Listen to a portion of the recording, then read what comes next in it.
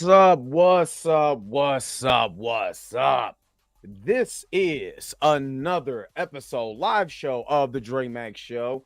Um, Everybody who is coming over from the stream that my man Chillmugger is doing, welcome. This is an impromptu live talking about Giant the Major future at Marvel. Is it in limbo? Not so fast, player. I do have a video that's going to be shown here. It is 9:31 Central Time over here in Kansas City, and it will drop at 11 Central Time, 12 o'clock, because next week we're continuing the trial of Giant the Majors, and that's been the biggest talking point. That's actually next Wednesday, I believe. It's September the 6th, is his next trial day. So the biggest thing is Giant the Majors. What's going on with Giant the Majors? What is his situation at Marvel? So, of course, we're going to talk about it. I know Chill is wrapping up the stream over on his channel. He's going to join me here onto the channel, and we're going to talk about Giant the Majors, his time at Marvel. You know what I mean? Is it in limbo? Not so fast. Thank you guys. If you're just now coming in, if you're watching this on the replay, all I ask you to do is give me a thumbs up. And if you hate the video and you hate what I'm talking about, give it a thumbs down. Tell me what you don't like in the comment section below. So I have a video that is getting ready to drop today from a lawyer that talks about the Giant the Majors case from his point of view. Is from Kersey. I think it's Jermaine Kersey at law, I believe, but I know his last name is. I think I'm saying his first name wrong.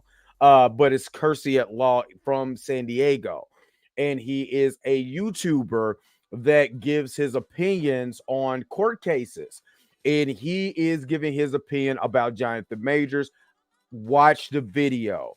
I'm talking about what he says is so vital and important. So make sure you guys are checking out that video. The premiere drops at 11 o'clock today. We have Chillmugger now in the house. Yeah, Uh I'm sending Theo and Planet Fanatics yeah, also. yeah, absolutely. That video, like I said, that video drops today at 11 o'clock. Listen to what the lawyer is talking about. It is so much good information, so important. So make sure you guys are checking out the 11 o'clock show. 11 o'clock premiere video, about 30 minutes, a great reaction video.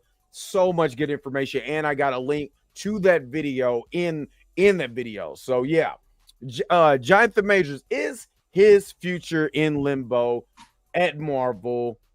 Chill, let me know what's going on, Kamoyo Kid and Unapologetic Simmer. What is up? His future is not in limbo. They did a responsible thing by not reacting and letting out a single statement. And I don't know why they would lean away from this. They're par for the course. That's what they are gonna be. They're gonna be nothing extreme. They're not gonna try to make any statements. Their actors don't even talk. I think the closest we got was Anthony Mackie saying, well, he's innocent until proven guilty. And he only said that like a few months later when kind of more things were revealed that are looking in his favor. Okay. Mm-hmm. I think he's good. Marvel's not going to wait until the month of September, okay, when this trial is about to begin to get rid of this guy. And if they stuck with him this entire time, they played that assembled Quantumania behind the scenes.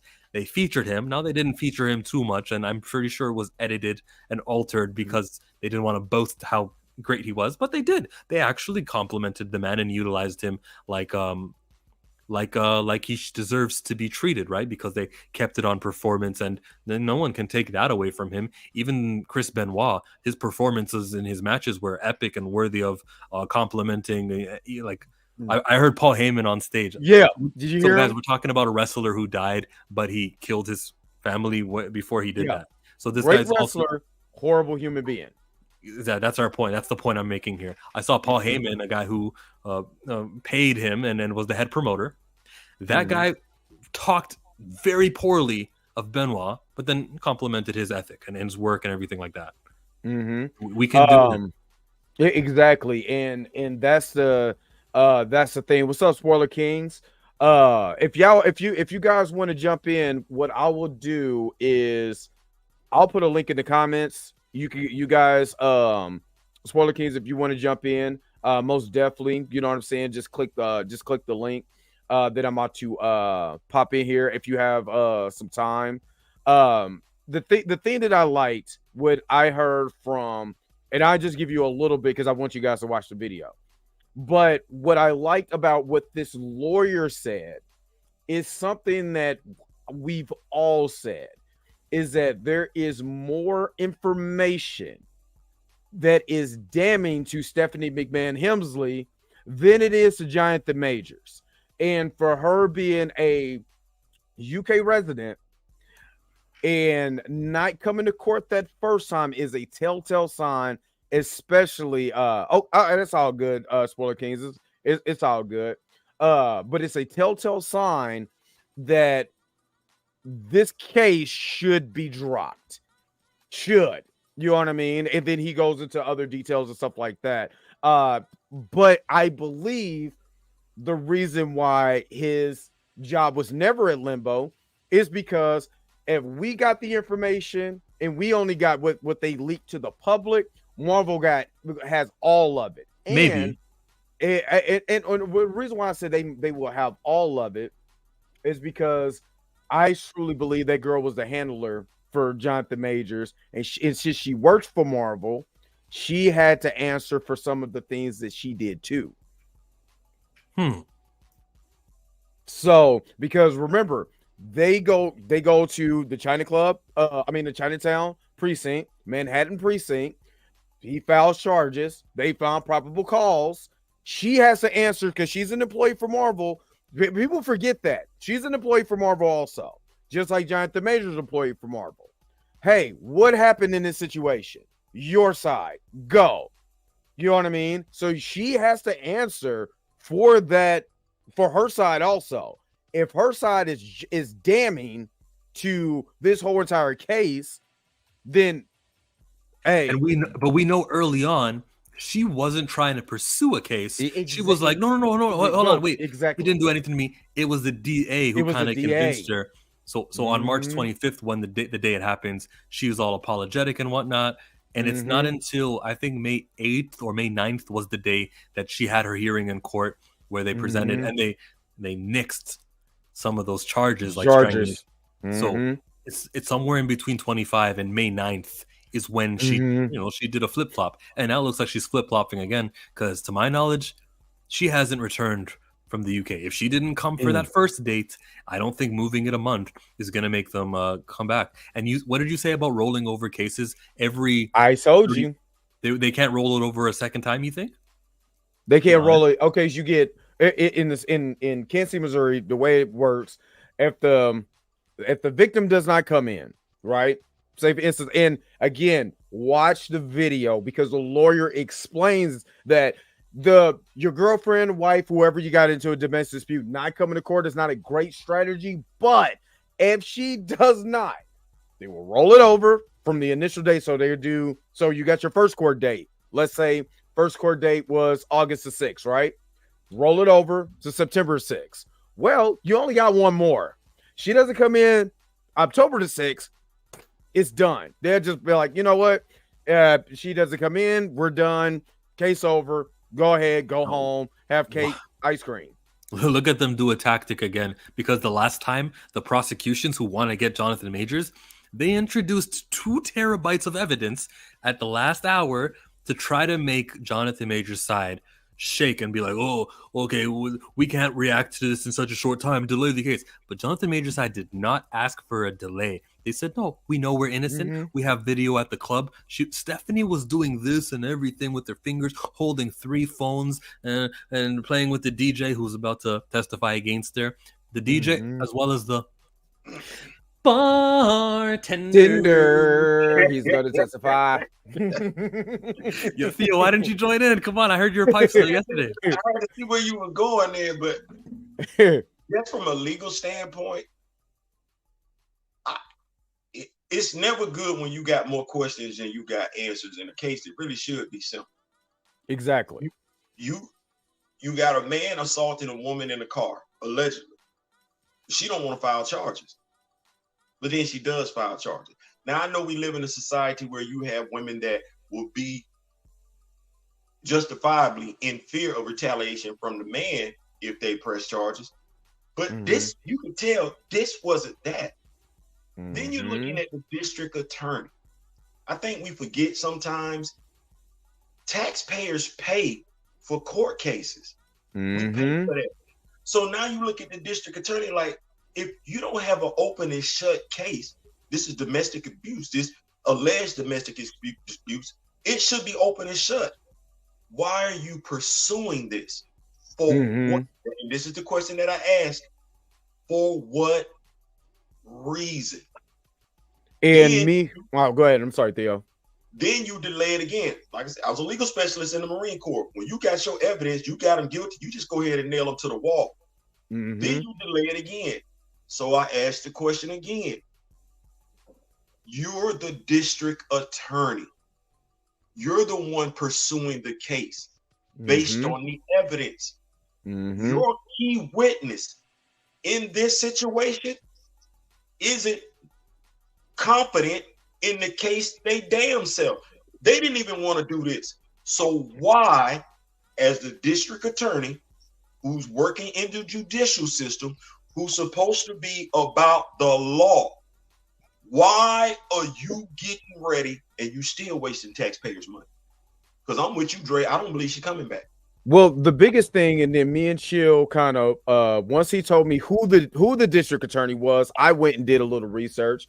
He was going after, I mean, him and the chief police of New York was not seeing eye to eye because this guy was trying to get every big he was almost like Harvey Dent in The Dark Knight, trying to get every big major case. Let's get all the big major cases off of the streets, and we don't even care about these little cases, to make his political push, since he was, you know, cool with Trump and all these other kind of guys who just had mugshots not too long ago. But that's who he was trying to associate himself with. You know what I mean? So he was trying, from my perspective, reading the New York Post, and I'm reading about how, you know, the chief of police was like, hey, I understand you going after these big crimes, and that's cool, but we got all these other things, and all these other guys are going to jail and staying in Rikers for, you know, a year for misdemeanors. You need to take care of the people instead of taking care of all these big cases, making a name for yourself politically. So that is the big thing to me. Hey, if I fry one of the major Marvel stars, right, if I could cook him, what do you think that's going to do for my political aspirations? It ain't has nothing to do with, you know, the right or wrong. He's doing it for selfish gains, to my understanding. So once again, this is just the latest person in politics who consciously, obviously, does not give a damn about the people nor the will of the people. So this is another self-serving ass. So what I would say to the people of New York, get his ass up out of there. Let him go be at the house, because I'm not going to deviate, but I'm tired of people not caring about people. You got put in that office for a reason. I'm sick of that. I'm tired of that. Your race be damned. Your political affiliation be damned. Your religion be damned. Your gender be damned. Your sexual orientation be damned. I'm sick of that. I'm tired of that. Thank you. I did not know that. I was not aware of that. You gonna make me go do some digging now. Thank you. Sergeant Claiborne, what's going? Is it Claiborne? I think I said it wrong. Claiborne, that's correct. How you doing, my brother? I'm doing good, man. I enjoyed listening to that other discussion, and it was great. But this is a topic that I've talked to Chillmonger about this before. It's bigger than a comic book. It's bigger than a movie, because it has to deal with the criminal justice system and the fact that when you're a black man in America, I know I'm speaking to a Canadian black man. I don't know what it's like in Canada, but as a black man in America, you have a target on your back. And like I told Chill before, it's not that the system is failing. The system is doing everything that it was designed to do. But as far as all district attorneys are politicians, Mm-hmm. And until you don't have to run for your position, this is going to happen. If you looked at the Duke lacrosse case, I don't know if y'all are familiar with the Duke I remember lacrosse Duke case. lacrosse. That prosecutor was just out of control. He knew he didn't have any evidence. He knew the lady changed the story, but it was politically expedient, and it was in the middle of a campaign, and he won his campaign. But you shouldn't. That happened with Bill Cosby, the other prosecutor. He eventually got out of prison, but they're overzealous because it's politically expedient for them to make a name for themselves, and then they're almost running for free. They don't have to buy ads. Their ad is just every time they do a media briefing in a high-profile case. I'm gonna chime in here real quick, and I'm gonna tap back out. It's an overall prevailing thing.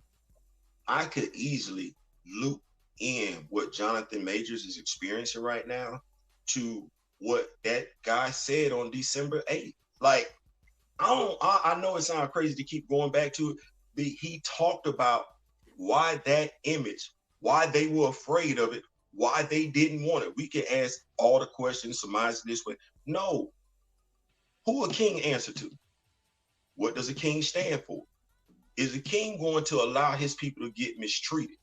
You don't want that type of mindset. You really don't want what happened at the riverboat. If you were conservative, Caucasian, you don't want that. You do not want that. And there's no people that once they become united, gonna let you sit up there and drag one of their own legally. Just think about what happened to Ahmaud Arbery. The people that killed him sat at the house and didn't do nothing. No police came, nothing. No people of color that lived in that small Georgia town even went to go see about them people.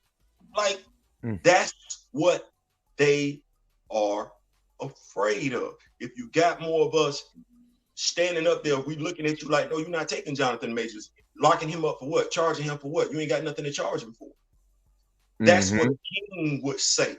You don't have your knee on George Floyd's neck because the king is in your face saying, hey, something gonna go down. You either gonna get your knee up off his neck or it's gonna be a real problem. That was the image that Derek spoke of. They don't want that. They don't want us saying, they don't want the Black Panther Party from back in the 60s. There, I said it. They don't want that. They don't want that mentality. They don't want that attitude because we knew every damn thing and we covered each other. They don't want that. They don't want that. So I'm sorry, but this kind of piggies on the Black Panther conversation, just the unity that go ahead. I'm surprised I didn't bring up the riverboat brawl during that video that we did. If you guys are unaware, we were live streaming on my channel about recasting T'Challa. The unity, the Black Panther Party stuff. Oh man, I want to dig into that so much, but I won't. But there is a level of unity that's needed online from people like us. Doing what Sergeant Claiborne. Can I say something about that? Okay. Because I'm here in Montgomery, Alabama, and I went to the riverboat. Don't incriminate yourself now. 3 days. It's okay. I'm good. I'm retired. But I went to the riverboat 3 days after the event, and there were 7 black men there with chairs, and then people were just coming. No, I can post it. I'll post a link to it on this YouTube channel. Yes, because I did a little video, try that in a small town, and I showed everybody with their chairs. And there was an older black guy that walked up. We had a conversation. Some younger dudes walked up, and it was just really good. And if you see my background right there, I'm over in, that's when Rosa Parks got arrested. So I think it's good. It shows that there's a new Montgomery, But anyhow, what you said is really powerful. But the thing is, Malcolm spoke about that. And he said, there'll be one day when if you mess with one of us, you'll mess with all of us.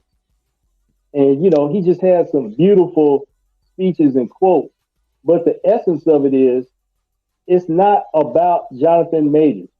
It's not about Jonathan Majors. It's about what Jonathan Majors represents. Exactly. And a lot of times people can misunderstand what you're saying. But the essence of what I'm saying is you're going to be affected differently by the criminal justice system. And that's been my experience. I'm not saying it's all the way wrong. Sometimes even the laws itself are wrong, because it's wrong if you're having a problem and you call somebody for help and you get arrested. Yeah. That doesn't make any sense. Mm. But, And that the that is I'm not to cut you off, but you know, since I worked in the criminal justice system, I was a corrections officer for the city of Kansas City for almost 4 years. And you go for what we did was we transported a lot of our inmates, because a lot of city violations. So we used to transport the inmates down to 16th Circuit Court to sit on domestic violence, housing, all of that. The majority of the time, the guys would have to sit down in those domestic violence cases. In number one, so if somebody took off running, you got the fastest people. You ain't got I'm one of the fast guys. I'm not one of the heavy sets. You know what I'm saying? This down there. So I'm normally with them.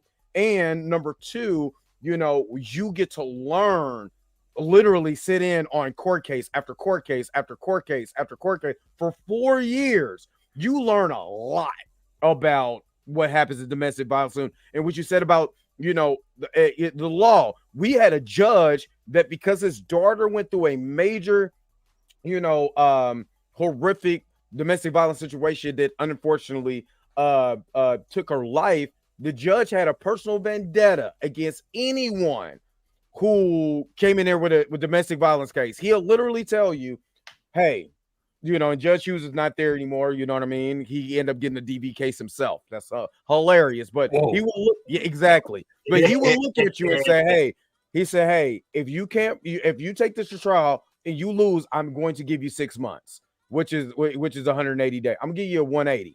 You know what I'm saying? So you can either plea now or I'm giving you a one. This is what this man would say. So even the elected officials, like the district attorney, these are the people when we talk about voting. I used to talk about voting and black rights and all of that stuff before I changed over my channel. But that's why it's so important to vote locally, so you don't have judges, district attorneys, you know, taking advantage of the law.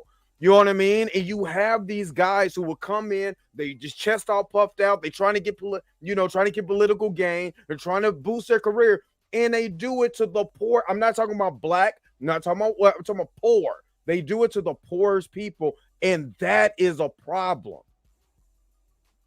You said a mouthful there, but the main thing that I think the main point is they don't want you to fight anything. They want you to plead guilty. That's the whole thing with Jonathan Majors. That's why he was overcharged.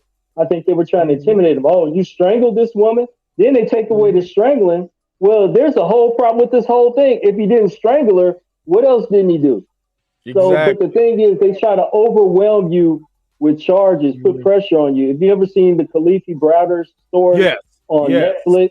Yeah, they wanted this man to plead guilty so bad that they kept him in prison for a misdemeanor level charge for years, and he wouldn't even he would not, because he know he didn't do it. So that's a problem that's inherent in the system. These judges, they don't want to have a trial. Nobody wants to have a trial. They want you to plead guilty, and if you fight for yourself, you're gonna have to pay the consequences. And then real quickly, and then I'm gonna let somebody else go. The video that I'm putting out, the lawyer said the smartest thing that Pyra Chaudhry did was ask for an immediate trial. That was smart, because what it does now, it puts pressure on the district attorney. Now you have to prove, if my guy, because normally if you're a normal guy, you got normal money, you don't go to trial. You just be like, hey, I'm gonna just plead and get up out of here. But because he does have Scrooge McDuck bucks, he was like, nope, we're gonna go to trial. And we I'm gonna bust you upside the head. So now the district attorney is scrambling. Oh, what we gonna do? I got 2 terabytes of data. Oh, I got this, and I got no. Yeah, you know what I got? I got video of the club at Lucy's nightclub, and I have the police body camera footage. Exactly. Which, apparently, the police body camera shows the cop coaching the woman to say, "Hey, just say he choked you. We know what to do." Asking 19 times, and then we've got witnesses, the chauffeur. Go ahead, Theo. If I could, I'm just gonna point out the irony, how funny this is. So you got Jonathan Majors' attorney like, oh, we can go to trial right now. Like, exactly. No, and the district attorney is totally unprepared. Meanwhile, in Georgia, in Georgia, you have the defense team saying, "Hey, can we push it off for 3 years?" And the district attorney like, "No, we ready now. We ready now. We can go to court now." The president? Yeah, like yeah. It's just ironic how that's flipping. How the differences. The district attorney in Georgia, with all the charges that she got, because she got a plethora of them, she ready today. We ain't gotta wait. With what they got going on with Jonathan Majors in New York, a plethora of charges. The DA like, "Hey, I need some more time." But the defense team is like, "No, you don't need no time. You said you had all what you. Let's go today. Let's go now." Yep. And he got the district attorney backpedaling like Dion in his prime. So that's what the biggest and one thing the lawyer was talking about was normally what you want to do is wait to see how they're going to charge it. Then maybe if you're innocent, you could be able to take it to trial. But even if you did one thing, you'll take a plea deal. You know what I'm saying? Non-contest, hey, I plead no contest to this. You know what I'm saying? So they can be able to, because the district attorney wants to get some type of charges, what it's job for. But his defense attorney is like, no, okay, we'll do this. If you saying that this man is so guilty, go get your witness, go to trial right now, and we'll play the game. And that's why the district attorney is saying, nah, we ain't ready. I got to get more evidence. And what they're doing is buying time to see if Stephanie McMahon Hemsley is going to take that charter and come back to the United States. That's what they're banking on. But if she doesn't come, trust me, I've been to a lot of these. They ain't got jack. So, what's her motivation to come back? To go to, but see, this is the other thing. If you got probable cause, just probable cause to arrest her for domestic violence, why would you risk it to get on trial to have an attorney, a defense attorney, flip everything on you? Well, wait a minute. We got probable cause that you could go to jail. We got this. We got that. They're going to flip it, and then she could be charged and go to jail. Not Jonathan. Why would you do that? I would rather stay at home and chill out. Eat, I don't know what you do. Eat s'mores or something. I don't know. I'm not going there. It's going to get dismissed. They're going to owe Buddy some money. Everybody that fired him, they're going to have to apologize. Because he's played this perfectly. I'm gonna say this, I know it's gonna sound funny. He's played this not the right way. He's played this the white way. Well, what did he do? He got accused of domestic violence. Okay, you got accused of domestic violence. Oh, is that making good with you? You beat me to it. You beat me to it. Whoa. And she's a God-fearing woman too. Wasn't she just in Shazam, a kid movie? I couldn't have wrote this no better than if I wrote Michael Jordan returning to the NBA with R. Kelly, I Believe I Can Fly. Like, his lawyer he's showing up in the courtroom with a woman on his arm. He can't be a violent person. He ain't going for that because she was just married to a pastor. So she's a good girl. She's a good girl. Oh, listen, I love her. Not only that, she's a strong black. Not only that, Megan Good is a strong black sister. She ain't going for that. I love it. Listen, I love his legal thing.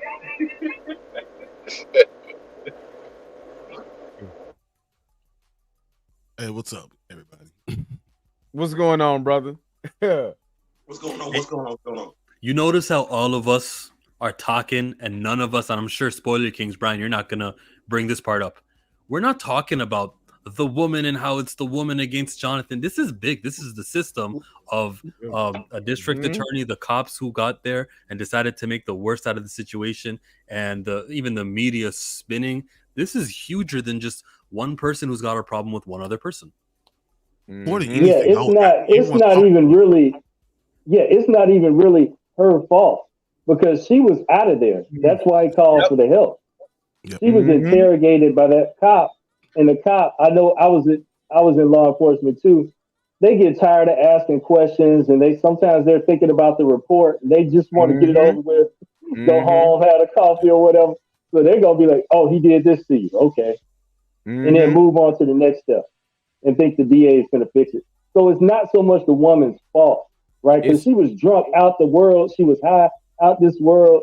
She wasn't credible at all at that point. exactly. I mean, Jonathan Majors and Bookman from Good Times found her in the closet, half naked. You know what I mean? So yeah, I mean, that's the smartest thing Jonathan could have did was go get Bookman. You know what I'm saying? Hey, Exactly. Buck, He didn't go come up here anywhere with me without somebody else. without He had somebody a else. witness Yeah, everywhere he Right, he was. had right, He witness. did right, everything. He had receipts for everything he did. He had witness right. everywhere he was. There was no time that he was there with just her. So it's always someone corroborating this story, which was just very smart overall. But I feel like some of the story is lost on the fact that this happens to so many black men everywhere. Exactly. And not many, and Exactly. most of the time you don't have the money or the means to be able to fight the way that Jonathan Majors, or the wherewithal Exactly. to be able to do those things. I don't know about you guys, but things like this scare me all the time. Anytime No, I'm in a situation, you're I damn. always have to make sure that someone's Yep, there, a witness there. yep. I'm a business owner. I don't go into an office with a woman, white woman, no matter what, Right. without someone else there, because that's how I am Right. I've seen. And this already does damage to us no matter what, because they continue to Right. give us the look that we are dangerous, and that's what they're trying to do, and still kind of push that narrative out there. You know, it's gonna Yep. sound crazy. I mean, you look at this. You look at this though. To what you just said, Spoiler Kings. That is very true, and this is not something new within the black community. I mean, I've talked about this on my channel. The anniversary just came up as far as Emmett Till. I mean, look at that. It's the same themes, the same situations that have been going on for years, 50 plus years, 400 plus years, all those things. And then on top of that, you had the point that you just made. Man, it slipped Being my mind, afraid. but it'll come back to me. But yes, this is something that has been going on within the black community. It's not new for us as far as doing something while being black. I live in Chicago. This is what it is. You know, like you said, Emmett Till, like since way before then, but always you know that you're going to be treated a certain way. My wife used to work in 555 West Harrison in Chicago, which is a domestic violence courthouse. And the things that she saw and the coaching that she saw, and don't get me wrong, there's a lot of things that people do wrong. People definitely are wrong, and people are not, you know, there are criminals, there are bad people out there, but there are a lot of good people that are put in a situation. She told me about this one case where the guy, his girlfriend threw a snow globe at him, hit him in the back of the head. He called the police. They got there because he was outside the apartment. They arrested him because he left the scene of the crime. Because the rule is, if you call for domestic violence, somebody's going to jail 9 times out of 10, unless unless the cop pulls up and she's choking you or beating the crap out of you, you're going to jail, buddy. It's just it is heartbreaking, and it's not just even a black or white thing, just having a woman. And like I said, the video that's coming out today is just talking about just a woman, your girlfriend, your wife, mistress, side piece, whatever you want to, some lady on the street. Just having that now, especially with the believe all women thing, just it makes it, you can't do anything. You know what I mean? And then you go to these events. I'm telling you, when you go to court, you're in there in domestic violence. You didn't do anything. You look across, they have domestic violence advocates there from battered women's shelters and all of that to make you look like the worst person on the face of the planet, and you could be completely innocent. So it's hard to say, but you got to really be careful. You shouldn't have to live like that, is what I'm saying. Go ahead, Theo. So first of all, shout out to my grandmother, my aunt, my mother, for how they raised me and how they taught me how to interact with women. My grandfather, how to interact with police. Domestic violence, I'm familiar with it in regards to the police being summoned to the door. Females, if they on this live, they'll get this one. They'll laugh and everything like that. Fellas, if you remember the comedians from back in the day, y'all will laugh on this one too. The fake bitch. We all got one. Our representative. Yep. This is why I want to get to a point where us as older black men can start mentoring younger black males so that they can spot red flags, so that they cannot experience some of the things that we've experienced because we saw them red flags. We just chose to ignore. But BBD did tell us never trust the big button to smile. We just chose to ignore that. I introduced I've had the police summit. My ex, she 5'10", I'm 5'8". She was an Amazon. She thought I was a little fella. I know how this go. But I talk. Y'all know I like to talk a lot. Marine Corps, legal specialist. I'm pretty good at this. When the police show up, I introduce them to my representative. All the emotions are gone. Now we talking calm. We alluded to the facts. And guess who made the phone call? It wasn't her, it was me. I did the same thing Jonathan Major did. 911. Yes, I'm being held against my will. That's kidnapping in all 50 states. What men wind up doing, not all of them, not most of them, just sometimes, you find yourself in a hostile situation with a woman. But there's no education class, as y'all alluded to, in regards to these women rights groups, women advocacy groups, women battle groups. We don't have groups like that necessarily for men where we coach men on what to do, where we interact with law enforcement. Hey, what should a man do? Some of us know it, a few of us know it. You introduce them to your representative. You be the first one to make the phone call. You be standing outside. You keep your distance from her. Whatever the situation is, you identify, you call 911 while that woman is in your presence. Because 911 is going to ask. But to your point, we have to know that the system is, as you alluded to, doing exactly what it's supposed to do in regards to us as Black men. But we have to be proactive. That's my thing. Be proactive with it. Shout out to Jonathan Major's team. They are very, very damn proactive. Can I add something to that? Yeah. Go ahead. Okay. I was also in the military and law enforcement. And if you're in the military and law enforcement, if you engage in this domestic violence stuff, that's a no-go. You can't have a weapon. You can't be in law enforcement. You can't be in the military. So where he was saying be proactive. Go ahead and say that. Right. But like he was saying, let me just get this out. Like he was saying, being proactive, that's a major part of it. So if you are abused, take a picture, go to see a medical professional and get those medical records and document it. You know, it's nothing wrong.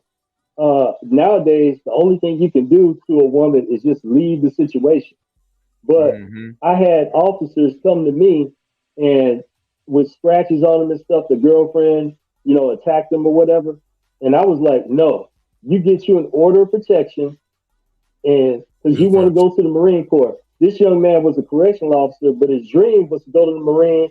He had gone to MEPS, you know, et cetera, and he was almost there. I'm like, don't let this stop you. So he went ahead and got himself an order of protection, took pictures, you know, got it documented. So it's nothing wrong with that. Like Jonathan Majors, he was attacked also, according to him. You know, we'll see when the thing comes out. But the witnesses, the women that saw it and the limo driver saw him being attacked. But what I'm saying is there's no shame in reporting it and documenting it because it's only going to get worse. You're not going to deal with somebody who's an abusive person, regardless of sex. This goes for men and women. If somebody's going to abuse you, they're not going to stop abusing you. And that's a big problem in the prison system. Because let me tell you, some of these guys, they get bullied so bad. They get stuff just taken from them. It's just a really sad situation. But you have to protect yourself at all times. Like, we joke and laugh about it when a female will do something like this. We're not taking that from no dude. And it's dudes that are in relationships and they tolerate that. Like, they get cussed out, they get physically abused. And society has taught us, because we don't have male support groups either, that we're supposed to take it. We're supposed to be tough. If we complain about it, or you let your lady beat up on you, or you ain't no man. Like, no.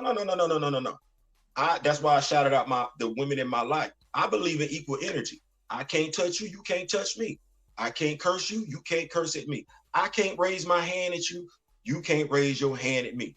If I feel threatened, I'm gonna do to you what you would do to me. I'm gonna call the police. We're not gonna do that. And then It's let very me just jump in. I was about to say, I'm sorry. Let me just jump in because I'm not advocating that about domestic violence or something. I'm not taking anything away from any woman's experience. So I want to put that out there. I don't want to say that women are not out there, things are not happening to them, because they are.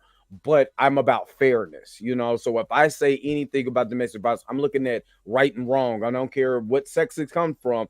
Don't put your hands on nobody. So I want to just kind of say that before some women be like, well, Dre Mack, he just believes he don't believe all women. And no, I believe in the truth. I don't believe all women. I don't believe all men. I believe in the truth. So I was going to say that. I have two daughters, so me too. And I teach them very early age. Like, look, you don't put your hands on anyone. They don't put your hands on you. I do the same thing with me. Like, I don't hit my girls. I leave it to my wife because I don't want them thinking that it's okay for the man to put their hands on her. Right. Wow. But it's also to a point where they can't put their hands on a man. My relationship with my wife is a reflection of how they're going to live their life. And it's funny because I don't have a son, but I have my nephew and my godson, and I always teach them there's rules of engagement for black men and for everything. And it's really tough to be a black man because you have to know how to deal with the police, you know how to deal with women, you have to know how to deal with a racist. And if you're Jonathan Majors, you get all three. And you can have all the, and it doesn't matter how much money you have. And this is why I always say being black is hard because you're always black. When it comes down to it, it doesn't matter how much money you have, it doesn't matter about your status. You're a black man, and you need to go in knowing that immediately, and then go from there. Because no matter, you can talk about Michael Jordan being the guy, he's above money, but if all this stuff came down and it said that he was abusing his wife, guess what he is? It's crazy. Public enemy number one. I was told in high school, and I'm going back to the 80s. Graduated in '86. I moved from Bronx, New York, to Camilla, Georgia, and anybody could Google the history of Camilla, Georgia, and everything like that. What took place in Camilla, Georgia? Is it in the South? In the South, yes. I think I know what took place. Super South. It's places where you had a lot of us be killed. Well, moving from New York, South Bronx, and everything like that, I have Puerto Rican friends, Caucasian friends, and everything like that. Culture shock. There is a young lady that's interested in me at high school. She don't look like me. She's a Caucasian young lady. She was nice looking. I'm going to be stupid now. I was going to be stupid. My classmates pulled me off to the side and said, boy, you're going to mess around and die with rope burns around your neck. Wait, what? Yeah. What? Wait. I can't be no more than 14 or 15. What you saying? Yeah. This is not like 50 years ago that Theo's talking about, guys. That's what's so right. You see what I'm saying? It's in the 80s.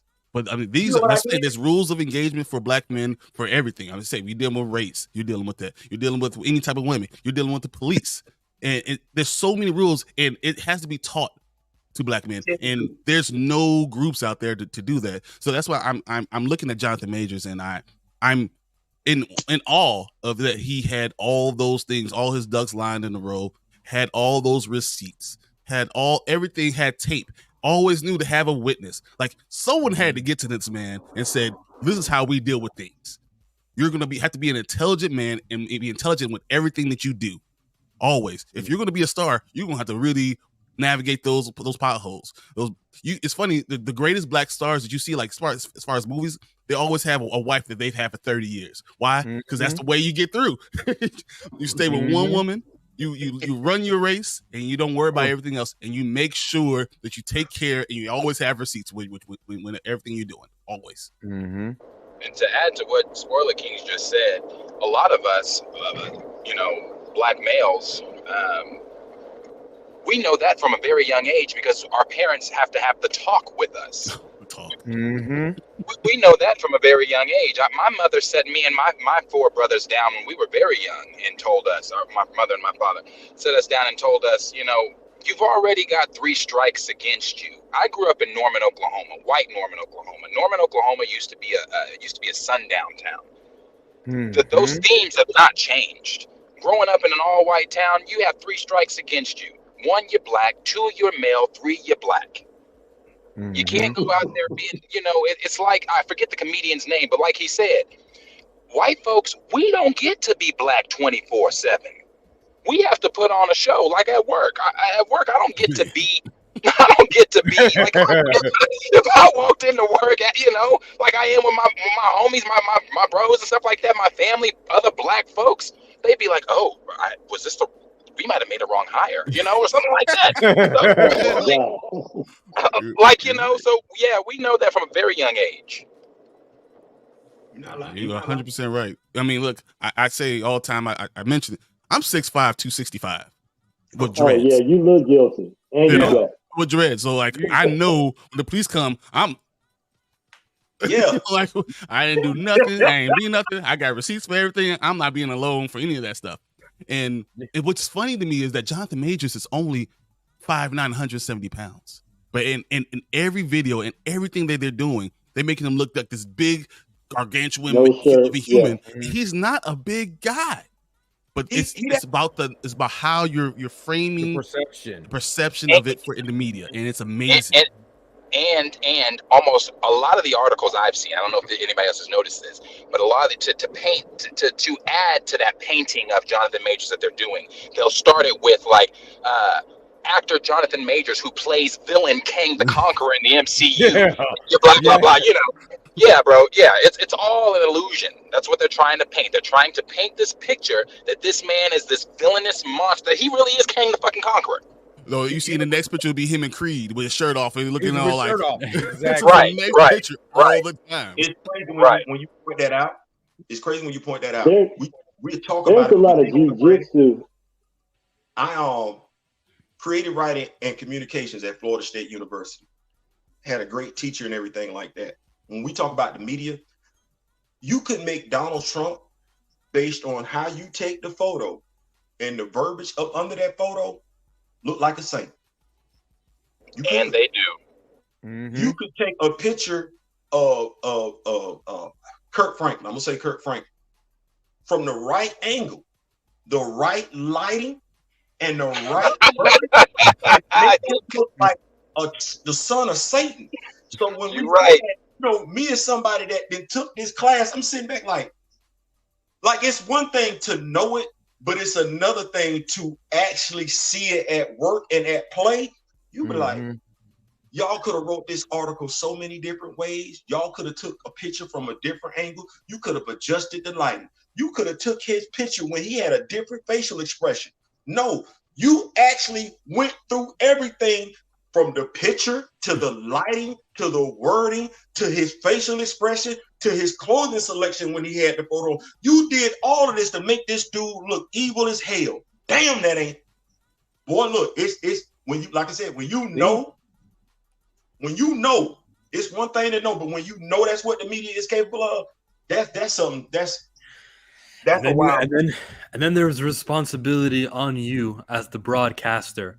When I turn on this live stream on my regular live streams, do I come on here and do I perpetuate what the media has been trying to do with Jonathan? Or do I say, here's why he's innocent. Let me report to you. Here's a lot of these facts. This is the shady movements that the DA is doing. The prosecution side isn't choosing. I provide so many reasons objectively and fairly, and don't dig into the fears that I know are there from the beginning. Now, in the beginning, even before, that big insider article that he had where we find out that actually, she was the abuser. Jonathan told us about his witnesses, both the chauffeur witness, the DJ witness, and the bartender.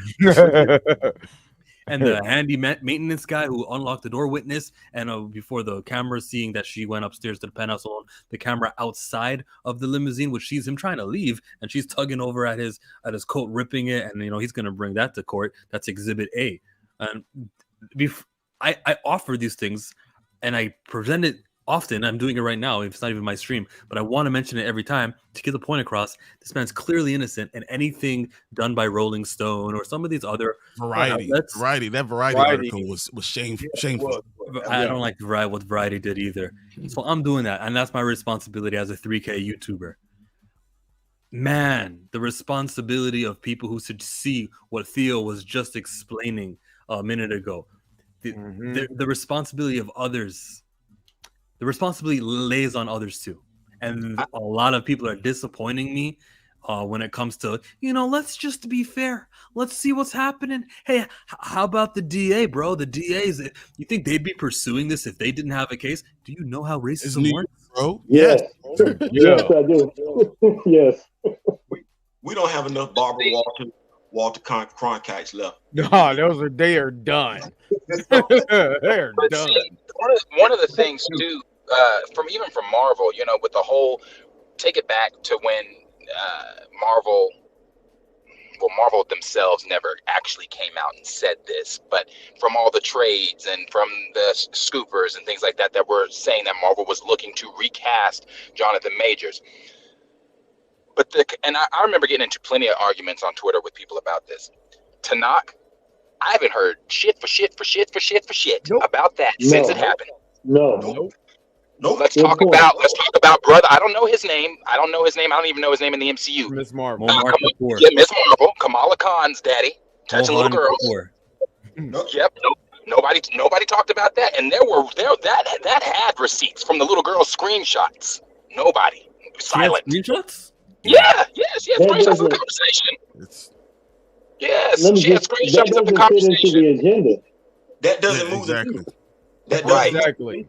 It moves the needle for us as men of color, to always be presented in that limelight. When you said Jonathan Majors went 5'9", damn, I thought he was as tall as Michael B. Jordan. But once again, Michael B. Jordan's not that big, bro. I'm about to say he's 160 pounds. Like 5'10". Yeah, I'm about to say he's about what, 5'10"? 160 pounds. Chadwick Boseman's 5'11", Michael B. Jordan. Yeah, we about the same height. All the time. But the thing is when I look at, they've always want us to be this violent, uber aggressive person. Like, and it don't matter how tall we are. It don't matter how big we are. Don't matter what our hairstyle is. It don't even matter how we dress. That is the persona. I've been here since '68. I wish I could tell you that ain't how we've been portrayed. But if they can portray us as that uber violent person, that's how we get portrayed. That's why our sisters look at us crazy when we walking down the damn street. That's why I got to stand on the elevator, opposite side of the elevator. I got to give you the impression that I'm not interested. I want to holler at you. I'm not gonna hurt you. Let me just You are that's fucking facts. Exactly, Facts. Here's the first thing a police officer and my law enforcement brother right here might understand this. The first thing they're gonna tell you is to calm down. Even if you're not, even if you perfectly calm, they'd be like, calm down, sir. Calm down.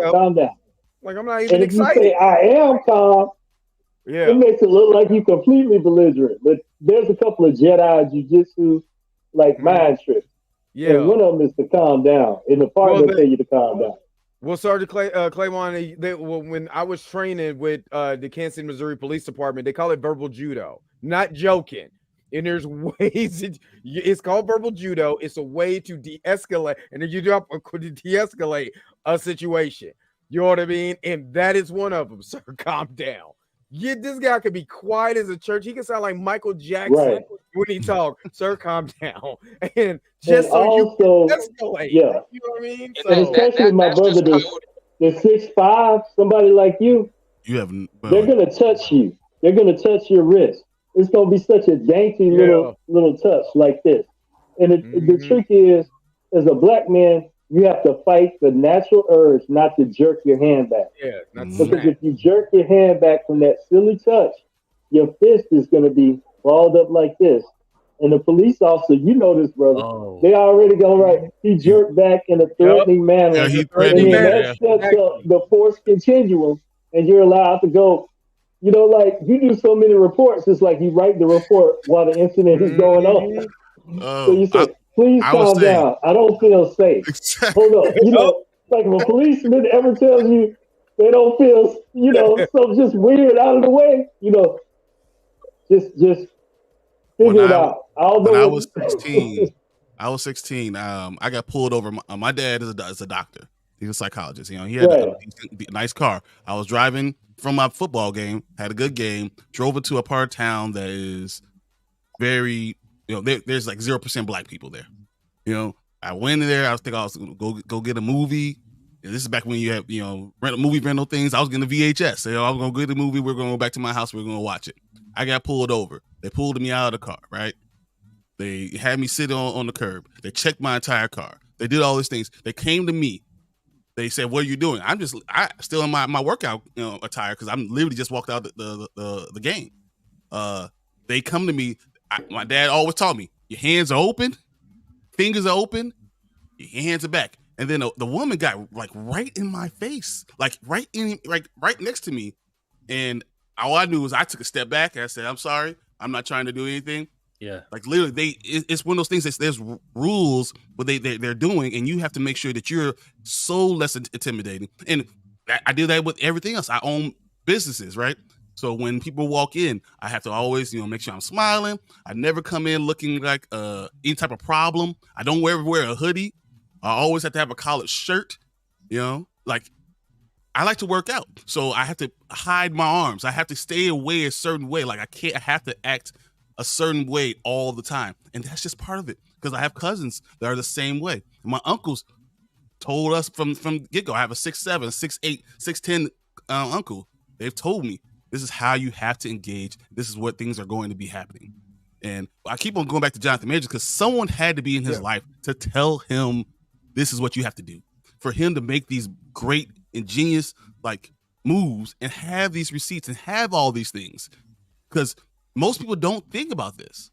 Yes, not touching women, you walk away not walk away, but to keep the code, to have a witness, to make sure you talk to him, make sure you engage with that person so that they are willing to talk to you still. To never go into your own apartment, to go get someone to get the keys to in your own apartment to unlock your door, to make sure you have a witness there before you go step inside is ingenious. It's your place. Why would you have to do that? But he did it anyway. It's not that hard for me to believe that. If you look at his circle, so he's cool with Michael B. Jordan. Well, Michael B. Jordan has been in the game for a minute, and we've never heard, aside from his relationship with Steve Harvey's daughter, we haven't heard about him getting caught up in anything. Well, who was in his circle? Well, it was Chadwick Boseman. Well, who was in Chadwick Boseman's circle? Denzel. Right. Come on, somebody. So it's not that hard for me to believe. I do understand the question because it's like, damn, how could you be that prepared? But if you look at who these cats associate with, Denzel ain't never been caught up in no nonsense. And who was Denzel associating with when he first got his thing kicked off? Sidney Poitier, yep. He never got caught up in anything. So I'm of the mindset that, there could, just like our fathers, your uncles taught us and everything like that, how to conduct ourselves. There's a way you have to conduct yourself. He probably got schooled a long, long time ago. If you finna do this how you gonna have to conduct yourself. You're gonna have to make sure every I is dotted and every T is crossed. So that's a good point. That's what they have going on. They're looking out for each other like that, sharing that information. And then just look at, what the, even in this case, the police came up to Jonathan Majors' apartment and didn't even know who he was. So let's flip it a little bit. You got this black guy, kind of stocky, you know what I'm saying? I mean, and you're like, how did he accomplish all of this? What do you think the mentality of? I mean, I've been around a couple police officers who did not believe that I was a correctional officer at the time, because I was, I'm what, 5'9" at the time. I was probably about $135 wet, little bitty skinny, you know what I'm saying? Skinny guy, good shape, but still skinny, until I pull out that badge, you know what I mean? And the way the interaction went, I never forget this. I was a correctional officer for about 7 months. And I live in Kansas City, Missouri. So we all know back in the day, you didn't really go to Independence, Missouri. It doesn't even sound like a place you want to go to get independence. You don't go to Independence, Missouri. So I was in Independence, Missouri. I'm at the mall. I just bought this little car or whatever. And the tail light goes out. I've only had the car literally 48 hours. Tail light goes out. Of course, in Independence, they trip off of that, pull me over. The guy was like, get out of the car. I'm like, what did I do? Just get out. Okay. Did you know your tail light is out? And it was hollering and screaming at me. I was like, I just bought this car it still has the fresh tags on it. Is the tags real? Yes. All right, let me see your ID, and I did, because the car was so fresh, I got my insurance and put it up in my house. So I didn't have my insurance on me. But the guy changed his whole entire tune once he got my wallet. My badges in my wallet, and our badges mirrored the KCPD badges. It just had a slight tweak to it. So once he seen that, the conversation got a whole lot different. You know what I mean? The conversation got a little bit more before. Yeah. Got a little bit more wholesome. You know what I mean? I apologize, sir. Just getting, maybe it's a fixing ticket. I gotta write you a ticket because you don't have your insurance, but you take it to the judge. She'll be okay. Yada yada. You know what I mean? But before it was World War III, before you found out we're really on the same side. So that's kind of how it is. It's almost like, oh, this is Jonathan Majors. Who's this black guy? Oh, well, he's rich. He might be a drug dealer. He might be this. He might be that. Oh, wait a minute. He's Jonathan Majors. Uh-oh. That's what you are. You're an athlete, you're a drug dealer, or you're someone else that got lucky to get in there. That's all. Kanye said it best. How did you do it? Question, Sergeant, on your driver's license, where you at? Do they have the option of you putting your veteran status on your driver's license? It does. You have to get a new license, but I did that, so it's got veteran on the bottom. But I was an MP. I got MP on my thing. I still get, It's a black man. That's just something we got to deal with. The reason why I asked that question is because when I got my license, they said, Mr. Butler, we see you're a veteran. Would you like to put your veteran status on your driver's license? Hell yeah, let's put that on there. Because I'm like, if you pull me over, you ask me for my license, and I don't hear from you, thank you for your service. I already know how this finna go. Because I just gave you this driver's license. It's got veteran on it. Yeah. Nobody would thank you for your service. Yeah. If you come with the attitude and you don't even address the veteran, that tells me how I need to proceed from there. This ain't finna be no, hey, what's going on? No. You finna act like a stone cold ass. So if I get the polite drop, it would mean that you transcended race, doesn't it? Huh? You would like to think, but hey. To a point, no. They still have other problems. I just said that line for you. Yeah, I know. Okay, here's the key to these stops. This brother that's 6'5", all this stuff. It wasn't really about the tag. It wasn't really about the blinker. It's not really about the air freshener. The whole purpose is when the cop pulls you over, he's on a fishing expedition. It's fishing. And the key is the cop might say something like, "Hey, young man, you don't mind if I take a look around your car," right?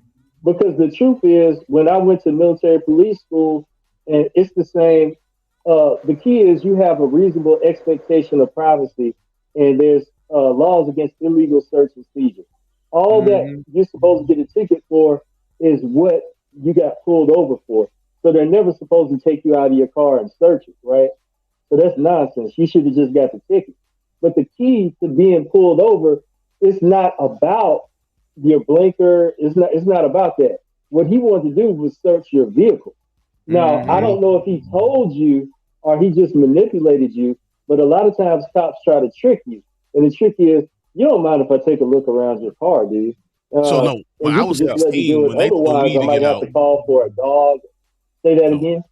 When I was 16, when they told me to get out of my car, I'm 16. I have a license for 2 years. 2 months. My dad literally just had to talk with me the week before. He was like, "Look, you ain't got nothing to worry about this. But what you do is, if they get you in that situation, don't you call me. You let me know because you're a minor. You have the right to be able to call somebody. You call me."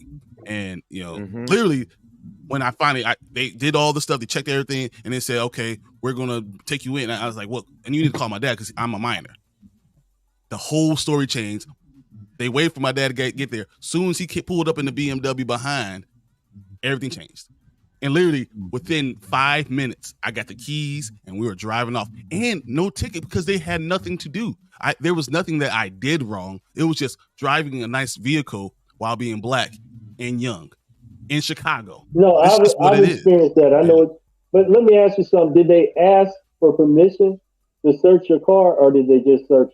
They said, "Sir, we're going to ask you to step out of the vehicle. Will you comply?" Yeah. Because it's a way to form it as a question, but it's not really. It's like What they're doing is they're trying to strip your constitutional rights away from you, but at the same time they're getting permission from you, so you forfeit your If constitutional I right. say yes, It's then just a lot of tricks. Yeah, it's a And lot see, of tricks. and see, The sad Tony thing Claiborne. is, Oh, go ahead, Darius, go ahead. my apologies, y'all. I keep going in and No, out. no, you good? Yeah, my fault. Sad thing is, we all have stories like that. yep.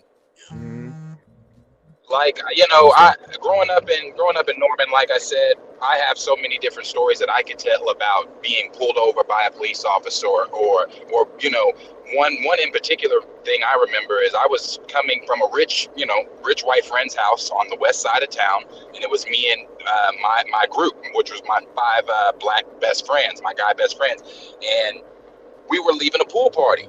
And we were sophomores in high school. None of us had a car at the time.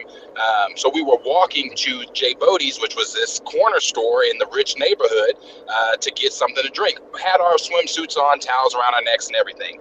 Brother, when I tell you, you would have thought we committed a mass murder. These police out officers, nowhere. bro, pulled up on us so fucking, like, first of all, one passed us. He passed us, right? But then, like, and the funny thing is, my friend Brian said it. He said, y'all, he's about to make a Yui. Bro, he hit that. We know he this. flipped. Oh, bro, he flipped the bitch so fast on us, turned around, lights on, got out, hand on his gun, told us to stop, sit down, you know, blah, blah, blah. Then the next thing you know, 4 other cars pull up. They tell us we're being detained because we fit the description of break-ins in the area. And that's just, and like I said, that's just one story. Of course, our parents came up there and rectified the situation, but it was still, it's still one of those things of living while black. Yes. That's what it simply is. That to go back to what y'all were saying, the whole touch you, calm down. That's them saying, sir, can you not be black while we're here? While we're trying to handle this situation, can you take off your black suit really quick? Exactly. You know, this might be, I don't know if y'all can hear me on the phone, this stuff. That would get me back to, and people passionate, militant, or whatever.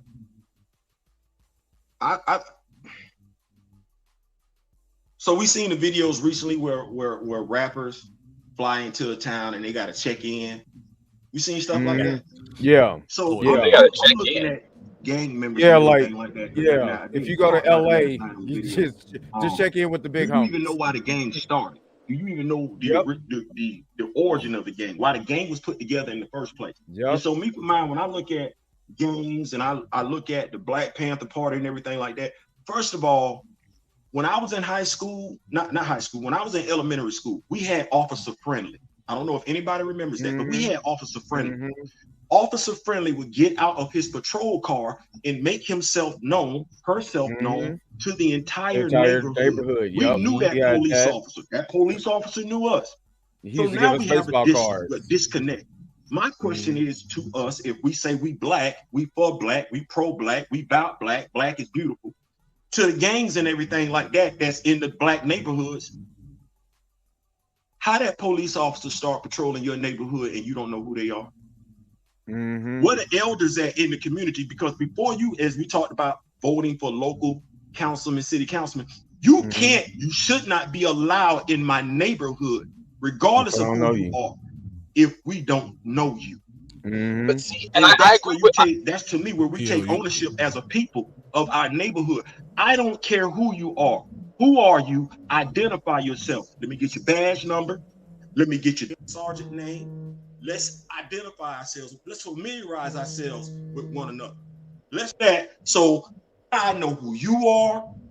Now you know who I am. Because familiarity is a benefit. But we need to. I'm sorry, Theo. Yeah, that's just me. Like, go ahead. I'm sorry. Go ahead.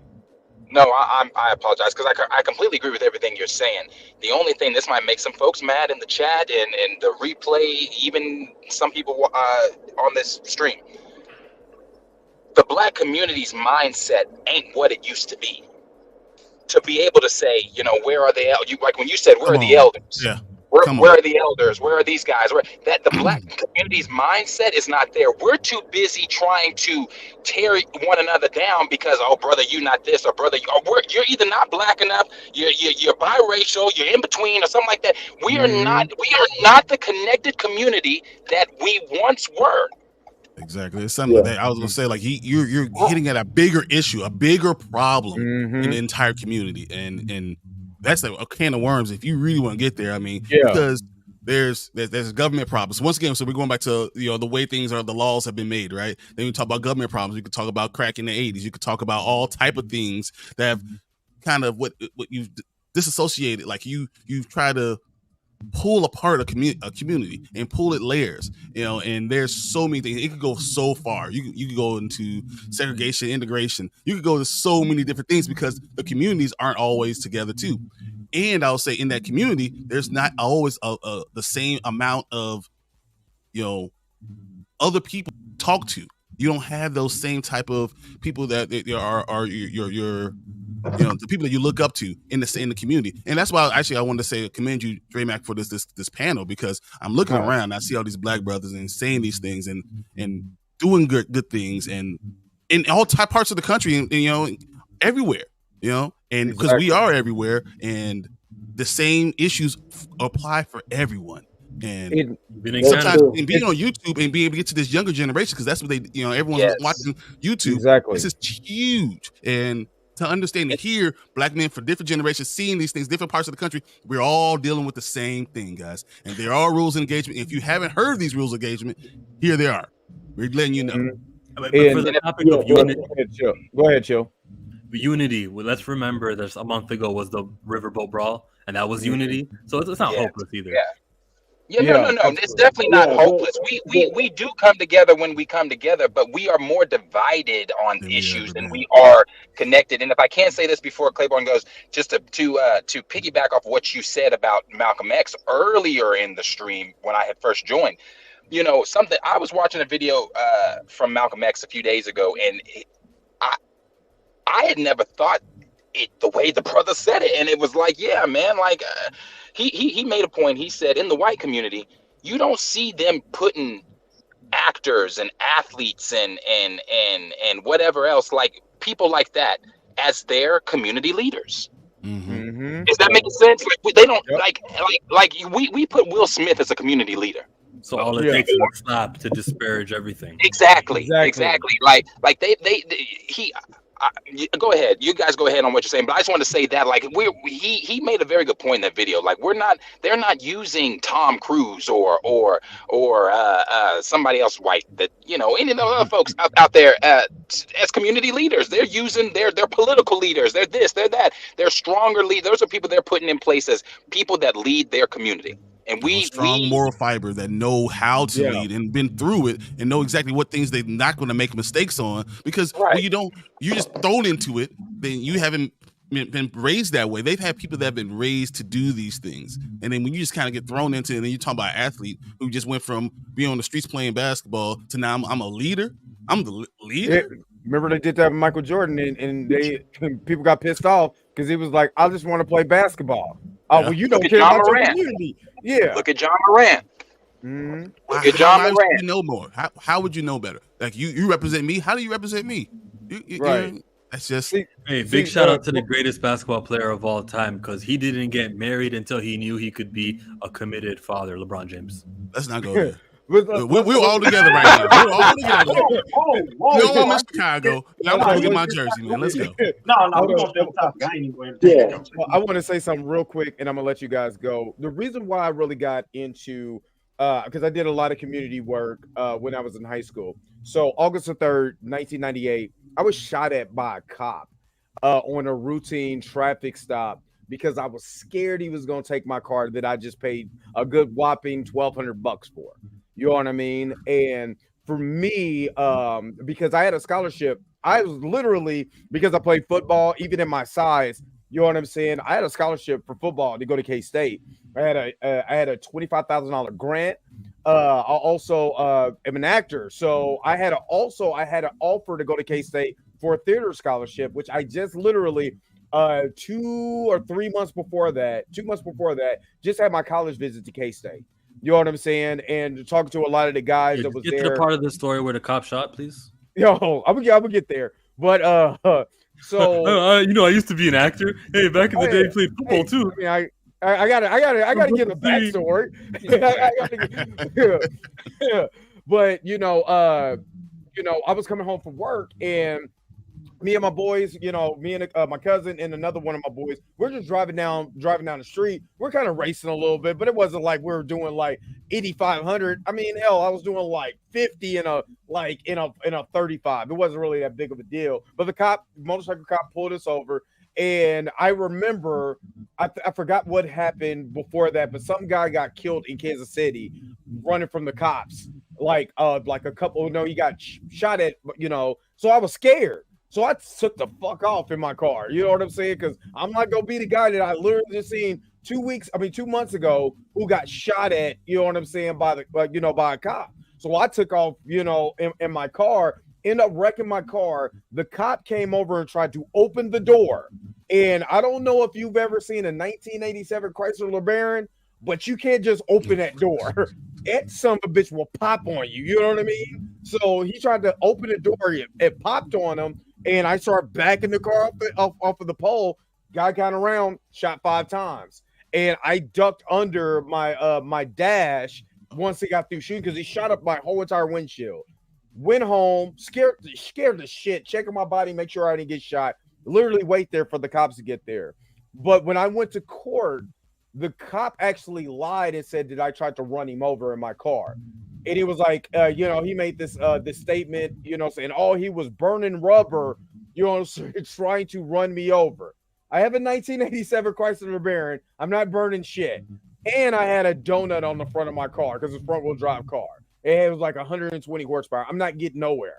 You know what I mean? So I say this to say that, that a 15-second, decision could be able to change your life.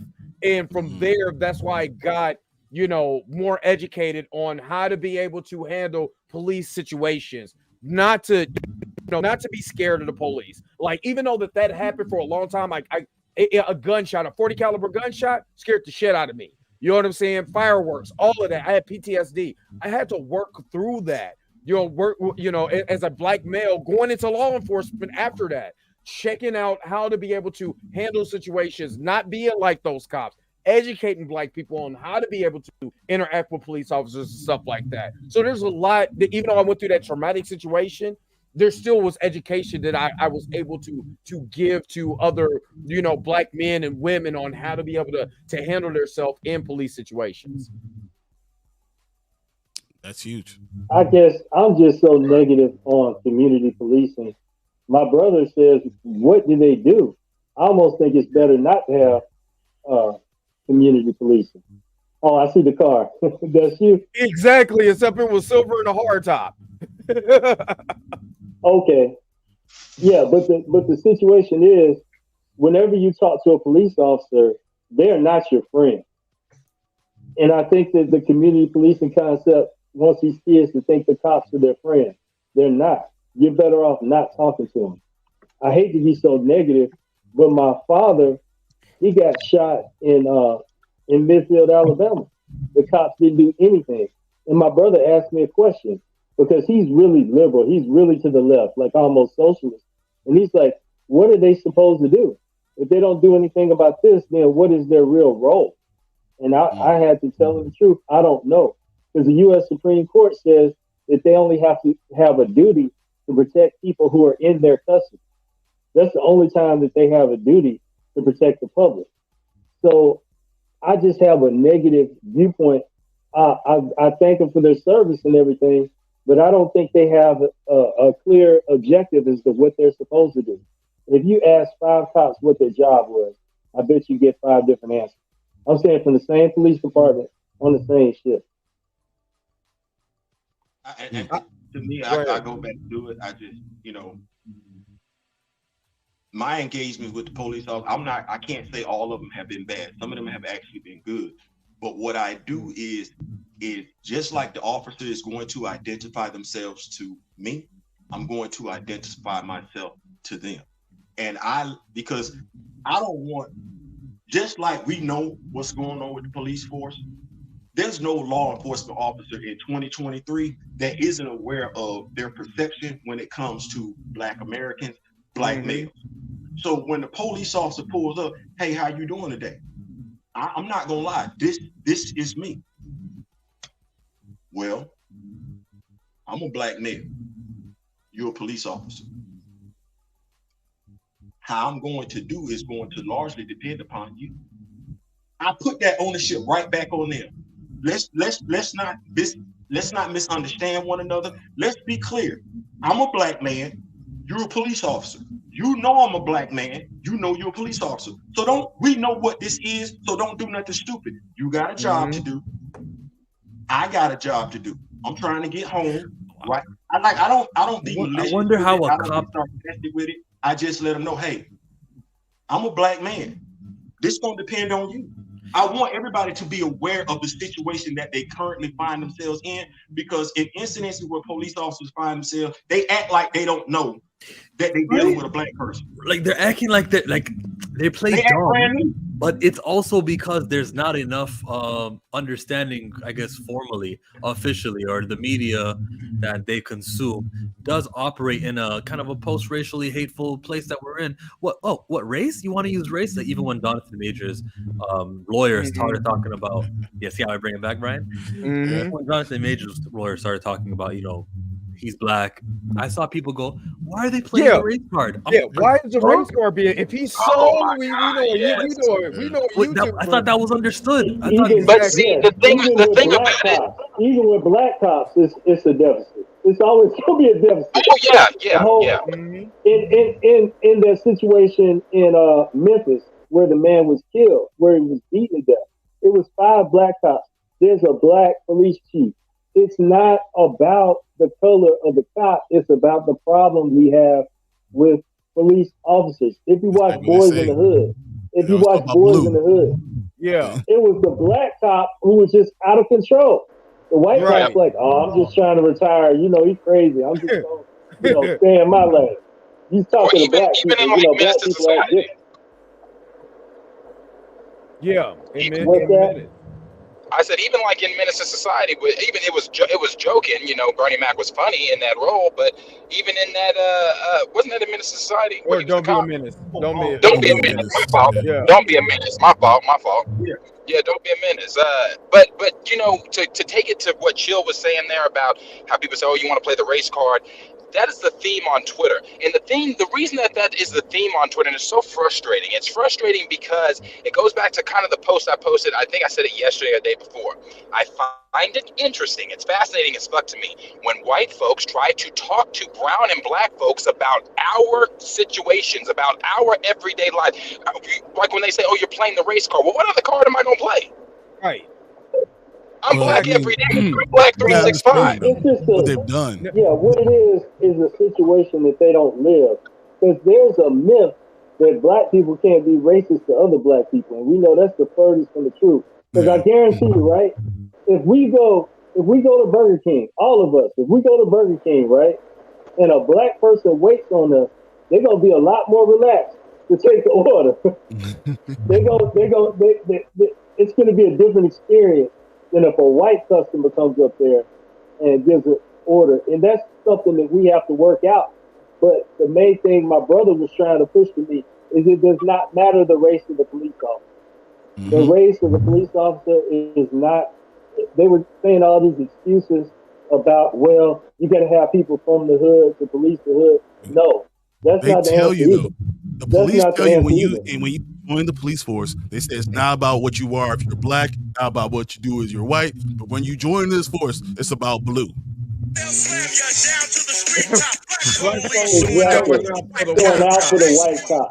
Exactly. Hey, let me ask you this. When he said that, and in Boys in the Hood, how they had the cop pull a gun on him, like you were saying, we all have resumes, right? We all have resumes. But basically, he didn't know Trey's resume, Cuba Gooding's character. He said, are you Crenshaw Mafia? Are you rolling 60? Right. You understand what I'm saying? He saw him as a gangster. He didn't see him as, oh, this kid's going to Crenshaw High, but his mom lives in the suburbs now, and his dad is a Vietnam veteran. His dad taught him family values and all this stuff. All he can see is somebody who was in the Crenshaw Mafia or somebody that was rolling 60, a Crip or a Blood. That's all he saw. And when they see you as a 6'1", a 6'5" black man, you probably were driving a Mercedes or BMW. I don't know what you were driving. It was a BMW truck. I was like, yeah. They were like, oh, profile. Oh Lord, no. Yeah. So let me ask man, you. because I used to drive a Mitsubishi 3000 3T, and I had the chrome wheels, low profile tires, all the stuff. And they go up to you and they shine the light on you to make sure you're black before they stop you. Watch this. So let me ask you. They don't even care what type of car you're driving. I was driving a Monte Carlo. We know the Monte Carlo, the one from a few years ago, right? Be the dope boy car, right? Right. I got a silver Monte Carlo, 2-door, right? I got the tint on the windows, right? A sports car, sports model, right? You know what my license plate was? It said DO04. It was a Marine Corps license plate. I'm driving down Appalachian Parkway. Appalachian Parkway in Tallahassee is where the malls are, all the restaurants. It's that major street where everything is. Police officer put his lights behind me. I say, I know damn good well. I just paid my insurance. That tag good as hell. I know that tag good. Okay, let me pull over in the Best Buy parking lot, because what we're not gonna do is pull over because it was at nighttime. We're not gonna do that. We're gonna pull over to a lit place. You know what to do? First of all, we say race don't matter. It doesn't, because a lot of the times, well, I'm not gonna say a lot of times, too many times, those of us that got a badge, we blue. We ain't black no more, we blue. Exactly. I don't know what the hell that is. That's the color you is. Or green, or brown, but you're no longer black. Young kid, blonde hair. I want to say probably green eyes or something like that. That was the Leon County police officer that pulled me. You know what he said? I thought you was somebody else. Yeah. So you mean to tell me you got behind me, you ran my tag, you got a computer in your damn car. So when you pulled up that damn tag, that damn driver's license pulled up with it. No, you didn't think I was somebody else. You were profiling me. You looked at the car. You saw the tint. The license plate should have been a dead giveaway that it was a damn veteran. But no, you just knew you had an N-word in the car, and you was gonna make it do what it does. So let me ask you a question. Do you in Canada, do you have problem with policing in black neighborhoods or I don't know? Verbatim. There's neighborhoods where the police do the thing. Hey, let's see your ID, or oh, you're in your car, good. Because if you were just standing, I couldn't do this. But hey, license, registration. Let me just and the blitzes and the there's a lot of that nonsense also. Obviously, it's the same. Chill got it, fire. Oh, the music that I played. Yeah, you're right. But there's a lot of stories that Brian gave that happen here also, and stories like what Theo just gave. That's very commonplace. I could tell you some personal ones, but you know me, I don't like talking about personal life stuff. Yeah, but it happens. Can I say this really quick too? I know we're all sharing our different experiences and things like that. 2020 during the BLM movement, Oklahoma, Norman, Oklahoma, home of the OU Sooners. OU walked out. They did the football team. They did a walk. They did, for the BLM movement. Bruh, when I tell you the comments on Facebook from the Norman residents, I had to post a status on Facebook. I said, listen, I know that y'all white folks get this shit confused. But those boys, that's why I said, y'all only seem to care about their lives when they're wearing that crimson and that bright white and they're scoring touchdowns. Doing something for you. Exactly. That seems to be the only time you care about their lives. But see, they don't wear that crimson and white off the field. They're black on the field and off the field. So yes, they are walking out for their lives. And the fact that some folks either you are being willfully ignorant, you just don't want to recognize it, or you were in that crowd of white folks during 2020 that were trying to understand and trying to, whatever. Mhm. But there's so many times, so many different instances that, well, it's just being black, and I can't explain that to somebody that's not black or brown. I cannot. If you just don't get it, if you just don't see it, I can't explain that shit to you. They had the I same don't know thing how to in explain that to you. they had the Man, same thing in Colombia with Mizzou. They had a whole race fight in Mizzou. You know what I'm saying? Oh yeah, Mizzou. During that time too. So I most definitely understand Darius where you're coming from. Yeah, bro, it's frustrating. There's no, and if I'm the oldest person on this panel, I just want y'all to understand there's no white person in America that doesn't know racism doesn't exist. Oh yeah. Mhm. So like, you got the ones that's gonna lie about it. You got the ones that's gonna be indifferent about it. You got the ones that are going to do their best to make things better because they don't want that. They want everybody to handle their business. Mhm. But there is no person in this country. I'm 55. I'll be 56 next year. There's no person in this country that's not black that is not aware of the obstacles that people of the black race, African American ethnicity experience. Whether or not they care or not is something completely different. But none of them are oblivious to it. None of them. Okay. And I One thing hold them accountable for that knowledge, because if I got to be aware of the Jewish community, and I got to be aware of what words I can and cannot say in regards to them, I have to be aware of the LGBT community and make sure that stuff that I may have said when I was in high school, we're not doing that now because things have changed. You're not telling me you white, French, British, Australian, Scottish, Irish. You're not telling me you don't know what I'm going through over here. So when you act like you're oblivious, I don't care. Right. And to add to the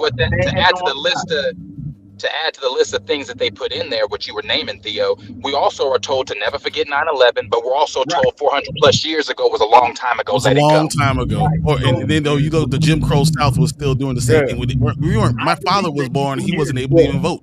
So like, come on, how's that even possible? One generation. This is what may have got me in trouble when I was in the Marine Corps. You gonna give me the same damn thing I give you. I don't give a damn about your gender. I don't give a damn about your sexual orientation.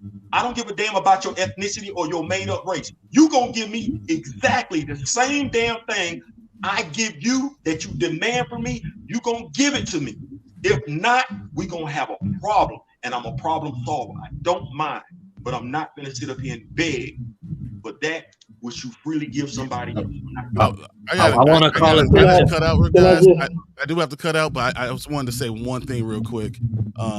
It's hard trying to focus on race when there's so many other minorities that have now come up and have taken place for it.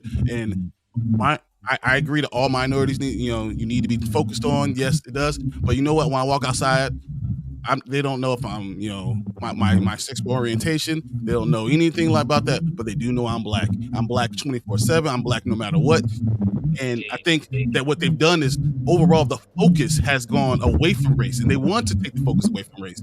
So though you're saying like everyone knows what you go through, it's almost like you put yourself in that situation. That's what they all assume that black people put their own self in that situation, and like they're trying to take the focus off the idea of race being important, or that's the major minority. And and I hate the fact that's happening, because I always say I'm always black, and I've not done anything besides being who I am, and you automatically feel like you know who I am. That's just what it is. But I appreciate the panel, guys, but I gotta run to work. All right, man. Appreciate you. Be safe. Bye. I'm gonna echo some of that and add to it. Hold on, real quick. Just housekeeping. Is it someone's microphone has a I don't know. It's just a sound that I'm hearing. I don't know if it's mine. Does anybody else hear that? I hear it. Yeah. Oh, I don't know whose mic it is. I don't know if it's even my mic. So let me try to mute my mic real quick just to see.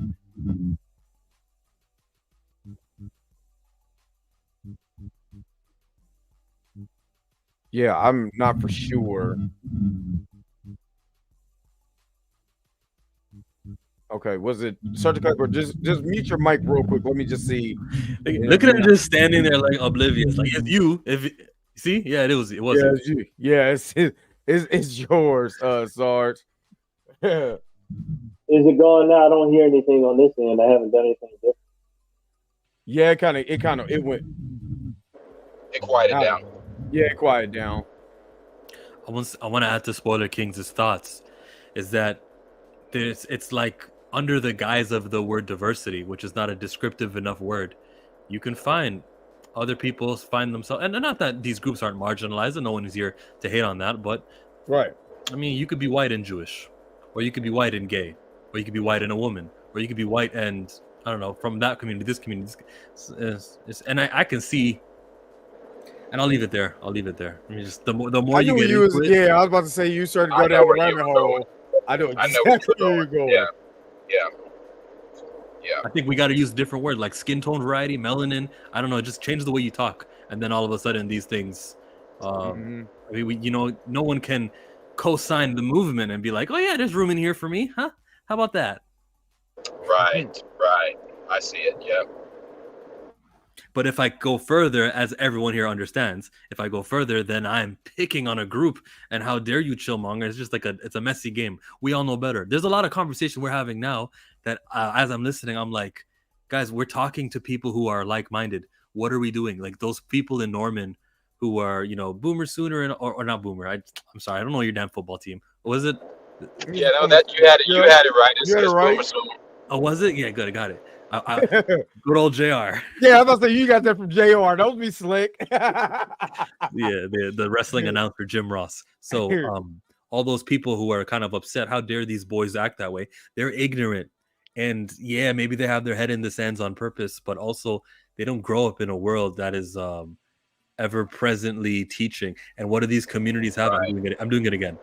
Jews made it very, and this is commendable. I'm not insulting this, but part of our school curriculum is to learn about World War II, learn who the villains were, and we have history to learn from, right? Mm-hmm. I'm just saying, and I'm not taking away from anyone's group because I understand the plight, but I'm just saying that maybe history that people still live with the ramifications of the enslavement that happened for 400 years ago, which didn't just completely end with like, okay, you're no longer going to be oppressed. There was neighborhoods you couldn't get into because of where you're housed, where you weren't red line districts. Yes, red line. Yes. Yeah, red line. We're all up on our terms.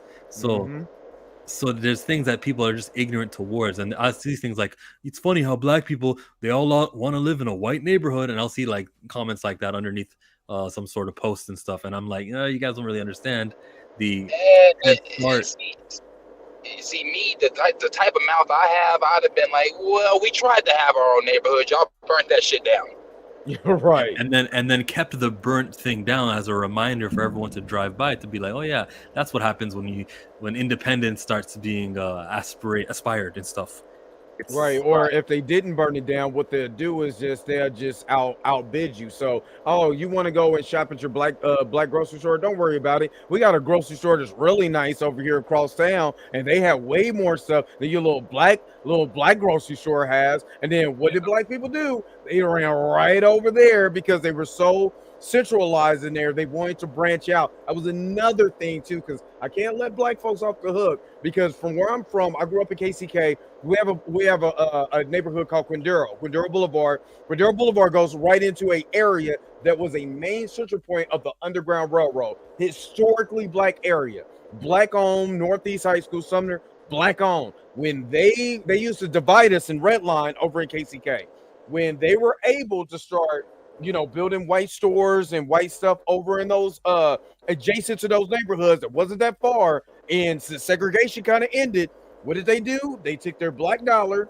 that they were spending with these folks and went right over to there, and then start bleeding you know what I'm saying, the dollar out of that community where, you know, your black grocery store is now gone. Your black bank is now gone because Bank of America and Wells Fargo is over there. So you don't have to go to Johnson's Bank anymore because we got that. We got all these little, it's just simple divide and conquer strategy to bleed that neighborhood out. You know what I mean? So there's ways that they did it. They didn't have to burn it. They'll just burn you out. That's true. That is true. But here in Oklahoma, when slavery ended, there was a man from Kansas named E.P. McCabe that came down here because and I talked about this a little bit on my channel. I'm not about to give a history lesson, just I'm getting to my point. You know, for those that don't know, Native Americans, my family included, were owned here in Oklahoma. I am Black and Native American. The man that owned my family, I am related to. I've met their family, and on and on and on and on, things like that. But when slavery was ended here, a man named E.P. McCabe came down from Kansas because Oklahoma was not a state at that time. It was still considered Indian territory. So when he came down here, when he came down here, Tulsa, the massacre hadn't happened. Tulsa was Greenwood District was on the rise. Well, kind of at the peak of what it was. It was doing what it was doing. And then you had places like Muskogee, Tishomingo, Hugo, Oklahoma, where my family is from. You had places like I think historically Oklahoma has 14, 16 historic black towns, the most historic black towns in the United States. And so he came down here, he noticed all these black folks and these brown folks living in harmony together because there were no white, I'm not gonna say there were no white folks here, there were white folks here because you had the land run and things like that. But you had a lot of the enslaved people that branched out and wanted to make their own black communities. So E.P. McCabe went to the president, I forget who the president was at that time, went to him and said, you know, Indian territory it's nothing but a lot of black folks. Would you agree, Mr. President, if we turned Indian territory into a black territory? President agreed.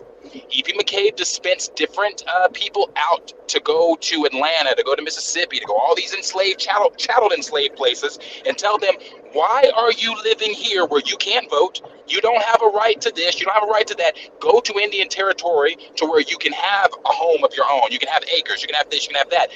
All that was on the rise. White folks saw that and said, no. They're not about to get down there and have all that and have this utopia for themselves. So that's where the race massacre happened in Tulsa. Then that really, after what happened in Tulsa, that really just diluted and diffused the dream and hope of trying to build these black towns, because our ancestors were just like, for them to come burn it down.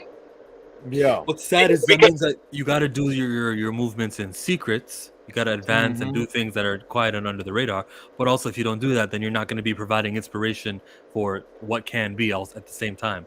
It's a lost situation. Whatever you do, you have to do it little by little, I guess. If I'm saying, like, if I struck the lottery $100 million and I was looking to help people, I wouldn't announce that I'm doing it, because the enemies of Chillmonger and everything he's going to be doing is going to be like, oh, what's he doing, huh? What I would do, I guess I'd have to, like, I don't know how I do it. I shouldn't probably even say how I do it, because just in case the eventual scenario happens where I get really, really rich. I want to show you something. Please share the screen about just ignorance. There's a tweet that I recently saw coming across. It's a comic strip that says, all right, it's time for slavery reparations. And you can see his skin tone. And this guy says, well, do I get any deductions for abolishing it too?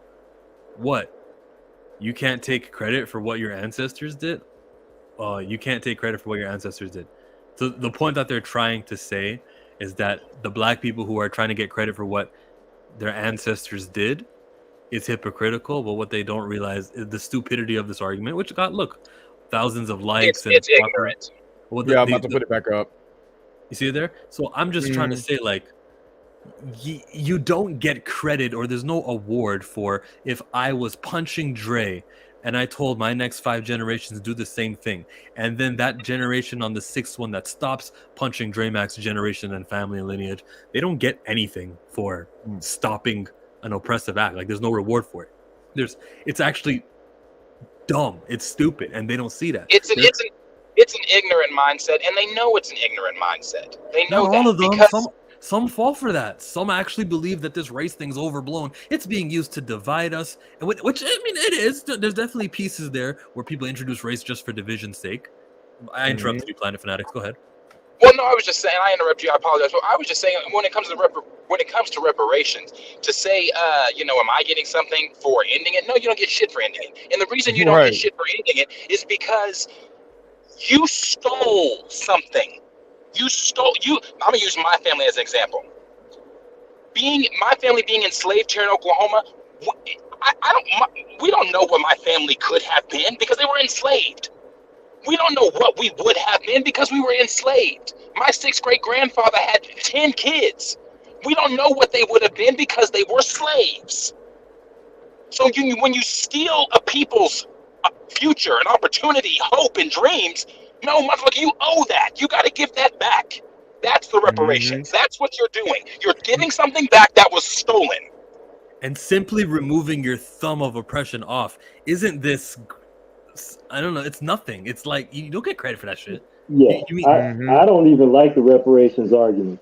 I'd like to see reparations for people like my parents that were in segregation here in the South. Or de facto and de jure segregation. It was all over the country, even in California.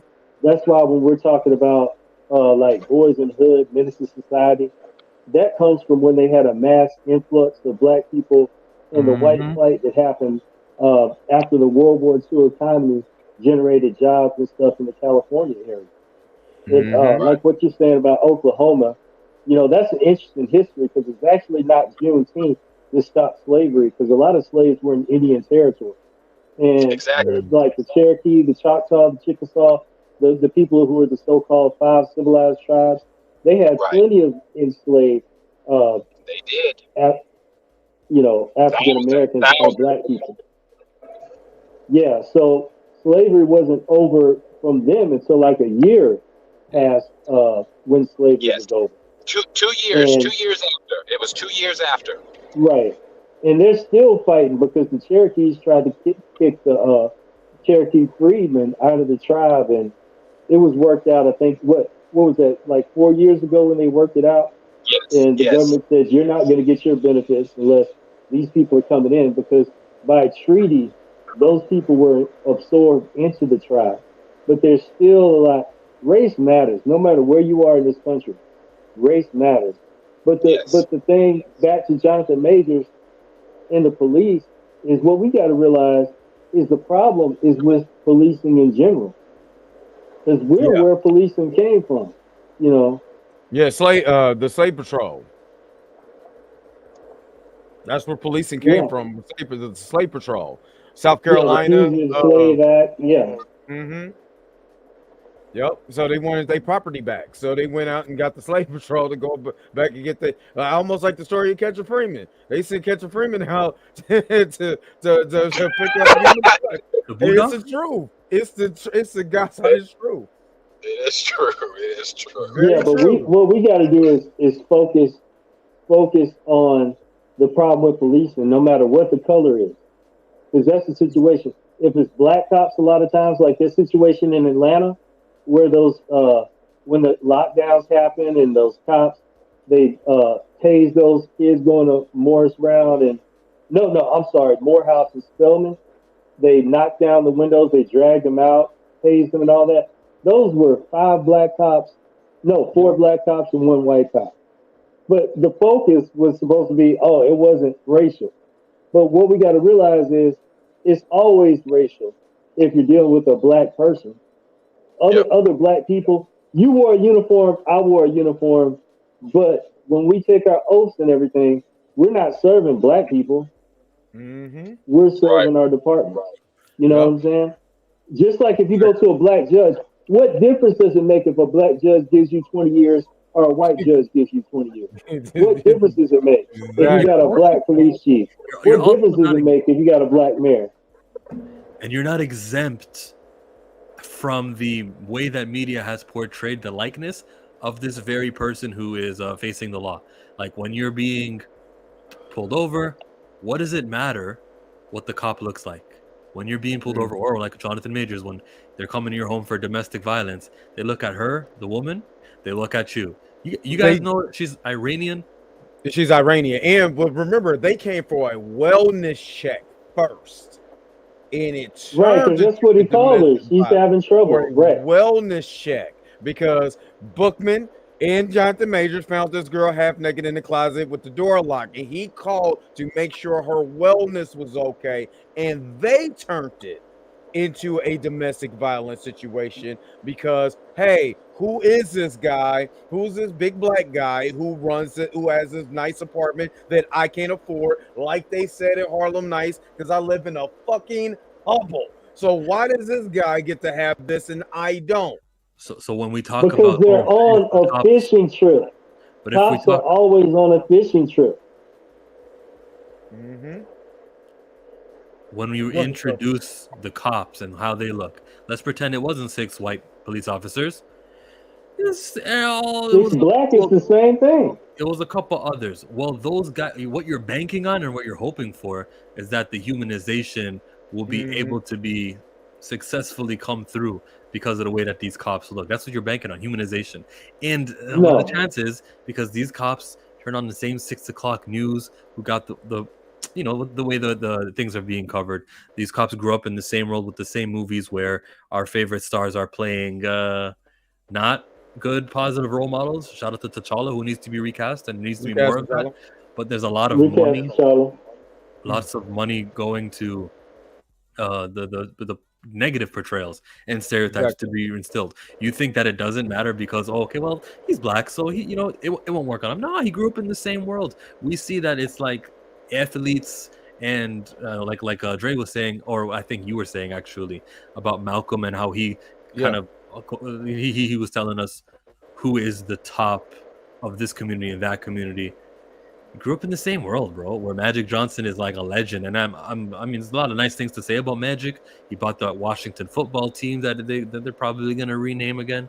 He's done a lot of nice things and everything, but all he is a star athlete who's accumulated wealth. If he was so good, he wouldn't have any wealth at all because he gave it all away and did like, I mean, you know, the theaters and the businesses that he got, I respect it, but there's more that he could be doing rather than accumulating wealth so you can own a football team. But now what? Like now Magic Johnson, he's got his money, he bought the football team. Is he going to be using all of the income that he's getting from that football team to finally funnel it into places that deserve it and help each other out? Theo was ranting on this just yesterday about how there's 10 black billionaires who've got dark skin, and then there's like lots of other millionaires, and like where's the push, where's the drive, where's the unity to get something going?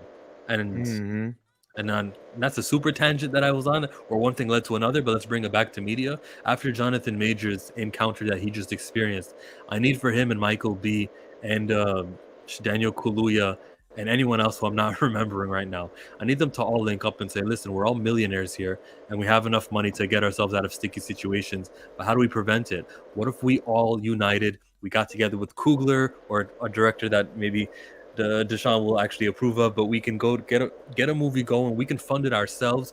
I mean, sure, if we all got together, get some NBA players also, LeBron can do a cameo, but everyone can pitch in like a million. We all perform, and all of a sudden we got this positive black franchise that's out there, and you know, we can fund it ourselves. We shoot it at Tyler Perry's studio. We can do everything. Where's the unity? Where is that? It's not happening, unfortunately, and there are people doing unity. Again, to continue this tangent, think of how many of us hateful YouTube. Go ahead, Dre. No, go ahead. I'm sorry.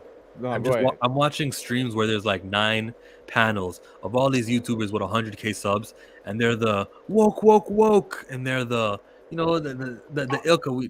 They don't like Star Wars, and it's got a lot to do with the way that Reva looks, Moses Ingram looks. I'm watching all these streamers tonight, and they can do it. They can get together, and they can become this loud voice where even She-Hulk starts referencing them, and I'm watching like them change the way that entertainment's conversation goes down, and I'm waiting for like, okay, can Comics Explained and Greg Alba hook up with I don't know, I shouldn't even be naming names because I don't like, you know, bringing up Yeah. people because everyone gets sensitive. You get clipped, and all of a sudden you're bashing them. But I'm waiting for all of these hot 1 million YouTuber subscribers, people link up and do this anti-hateful kind of let's get together and let's unite for the sake of promoting something nice. And it's the unity is lacking from it.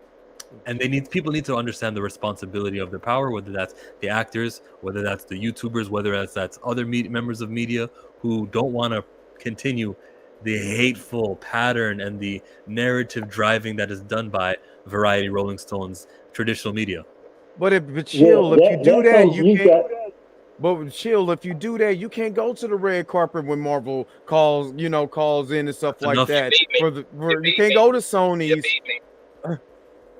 Because they're such shields. shields. Thanks for interrupting. Yeah, you're going against the agenda.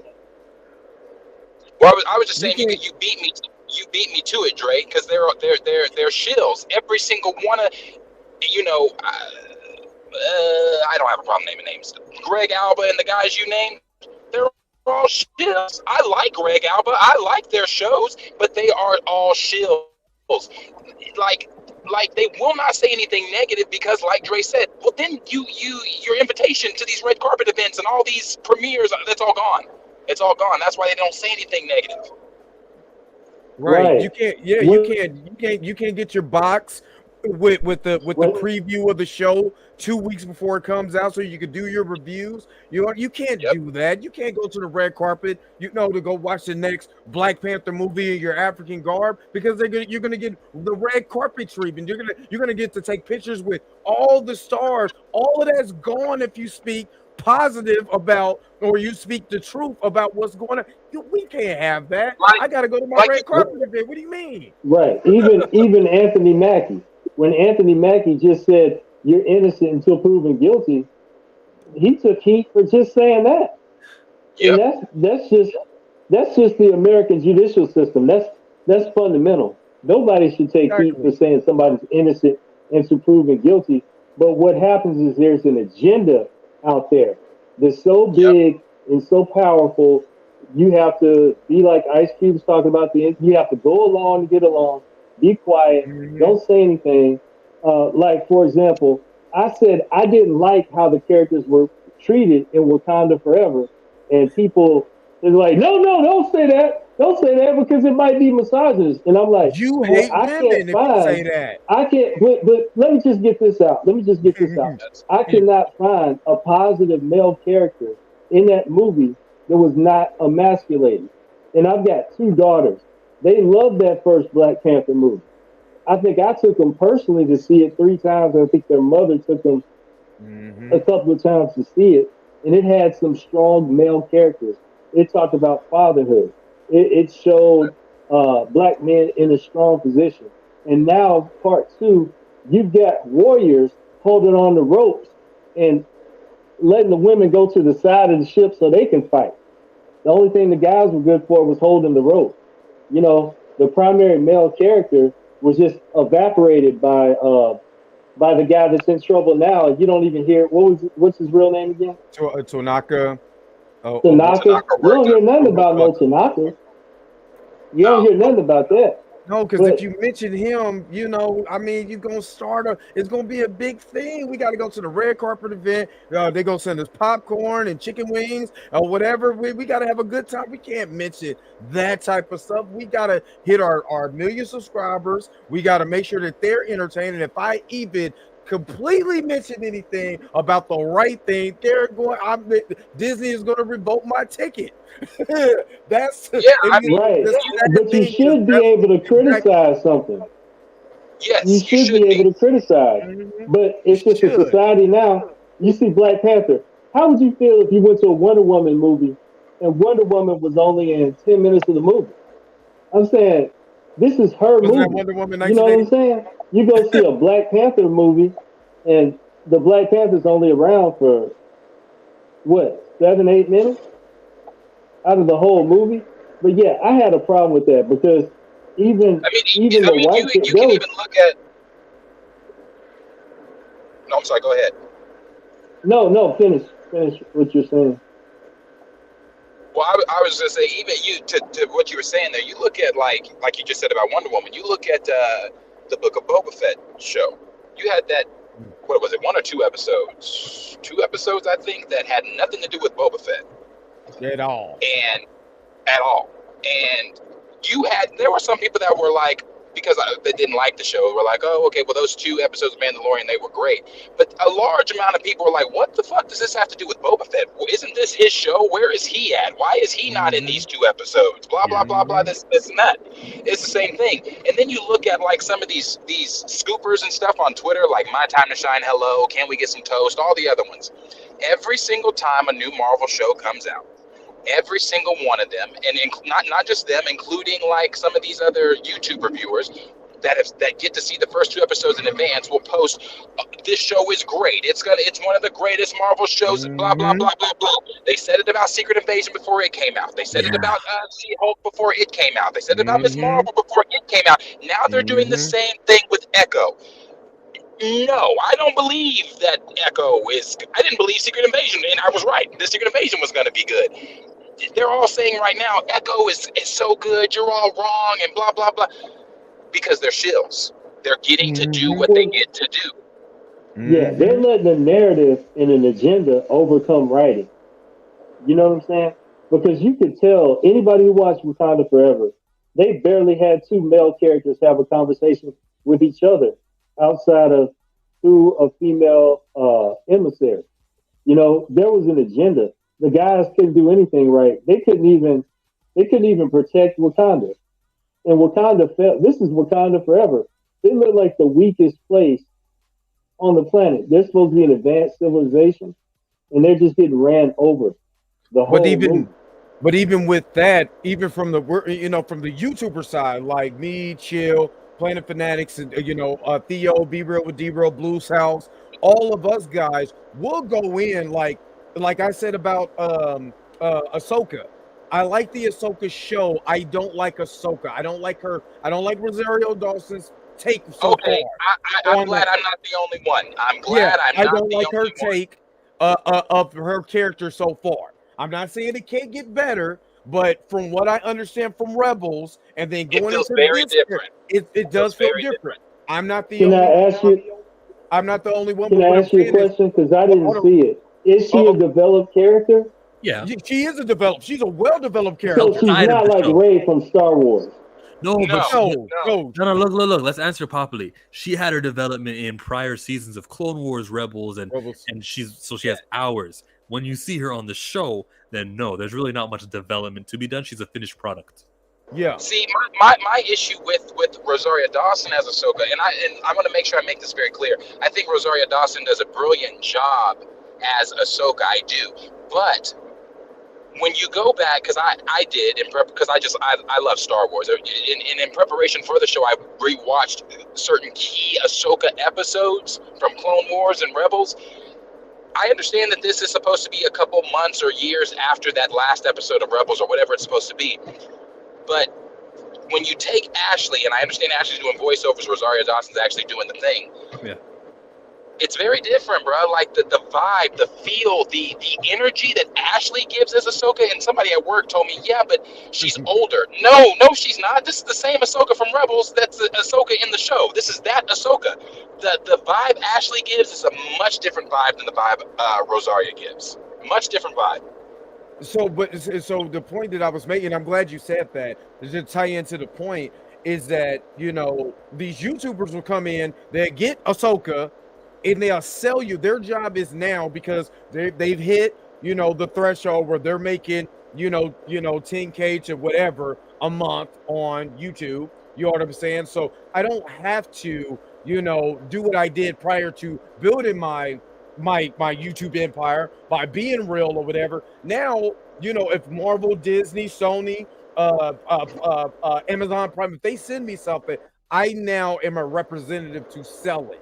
You know what I'm saying? So if I don't sell it, then I won't be able to come to these particular places. So then, and I will say the name, Warren Thompson did that with Morbius. He came out, I remember, he came out and said Morbius, it was fantastic. He did that with Venom Let There Be Carnage too. Oh man, the Venom Let There Be Carnage was amazing. The portrayal of this and the other, let shit die down. That was one of the worst movies I ever saw. So then what was it? Yeah. Oh, No now I doubt. know that you're in a position to sell me something.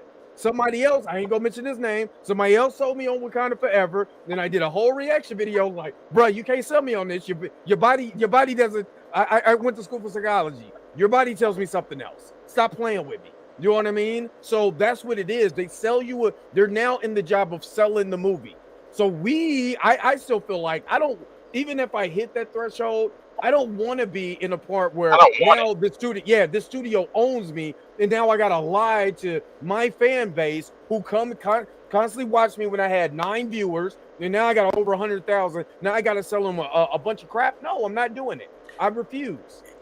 Kamoyo Kid, I'm gonna hit you up with a video just privately, or you're a member on my channel, Kamoyo Kid. I'll put up a members only video because of you, Kamoyo Kid. Sorry to interrupt. If my channel was to ever reach that status of one of those, I've said this, and for those of you that follow my channel and things like that, y'all know I keep it ain't more than 92 every time. And I'm just like, if my channel was to reach that success, I'm not for sale. You're not buying me. My opinion is my opinion. If I don't like it, I don't like it, and I'm gonna tell everybody how I feel about it. It's like first of all, I don't want to get invited to if getting invited to these premieres and getting the 2 episodes before everybody else means I have to sell my authenticity. You can keep it. Sell your people. Yeah. Hold on. I want to ask this question because didn't they? Because D Sizzle said, I'm glad we just because now I kind of want to talk about the token real quick because again, I like the show. It's just I'm having a problem understanding the portrayal because if I'm not, I love the show. The end of season 4 of Rebels showed Ahsoka in the robe talking to Sabine Wren, right? It's a time skip. But then they recreate that same scene, so it They is a time did. skip. Yeah. So I thought, I guess. Now we know, Dre. Now we know that time has skipped. Now we know that while Rebels all happened, even before New Hope happens, Rebels happens, right? But that one final scene that was taking place here with Mandalorian, Book of Boba Fett. Got you. Because I was going off of that last episode of season 4 of Rebels and thinking that was the same Ahsoka that we're getting in this show. That's why I'm like, she seems kind of boring. I understand she's stoic. She's like more samurai. I don't know what they call masters in Japanese. I know, they see fools in China. They sensei. Okay, they're the sensei. And I was like, well, maybe she's not like, I don't know. There's something I'm missing. I don't know. You know what I mean? So that's why I kind of had a problem with it so far. I'll tell you this too. And again, I love the show. I really do. This is the first time in a Star Wars show since the first season of Mandalorian that I've actually said, okay, all right, we're doing it. But the relationship between her and Sabine, it feels forced. That does not feel like okay, let me put it this way. Look at Morgan Elsbeth and her and Shin's competition with one another. I don't know if anybody has paid attention to her and Morgan's competition with one another. That seems like that doesn't seem forced. That seems like that's just natural. It's natural. But the relationship between Sabine and Ahsoka seems forced. It seems like how Ahsoka refused to train Grogu because of his attachment, but now she's training Sabine. Sabine has attachments to Ezra. Exactly, man. Okay, that's what it is. That's what I was thinking. I'm like, I'm not tripping. There's something off. I'm glad you explained it like that. Nah, this is why you guys don't get it. See, Ahsoka Tano is not a Jedi, and she's kind of fed up with these freaking Jedi. Oh, you only take the midichlorian people. She sees Sabine Wren, and she's like, you know what? You're a fixer-upper, but we're gonna go the route of getting someone with, as Hu Yang put it, no lowest force aptitude. That's why she likes shit out of her. He dissed the shit out of her. Yeah, that's what it's about. No, I know. Her being able to have the Force, that doesn't bother me. Her being able, because that's Star Wars lore set by George Lucas a long time ago. Every living being in Star Wars has the ability to have the Force. That does not bother me. That doesn't bother me. It's just the fact, like I said, that their relationship, and then I just don't understand why not train Grogu. But You're right. Sabine, to me, I would say Sabine has more of an attachment to Ezra than Grogu does to Mando. Sabine's attachment to Ezra is very strong. It is very strong. I mean, even them trying to friend zone Sabine and Ezra, that wasn't Rebels. That was not Rebels. They had a what was perceived to be a romantic relationship. It was a one-way crush. Somebody was crushing, but the other one wasn't. Is what you're saying? Yes.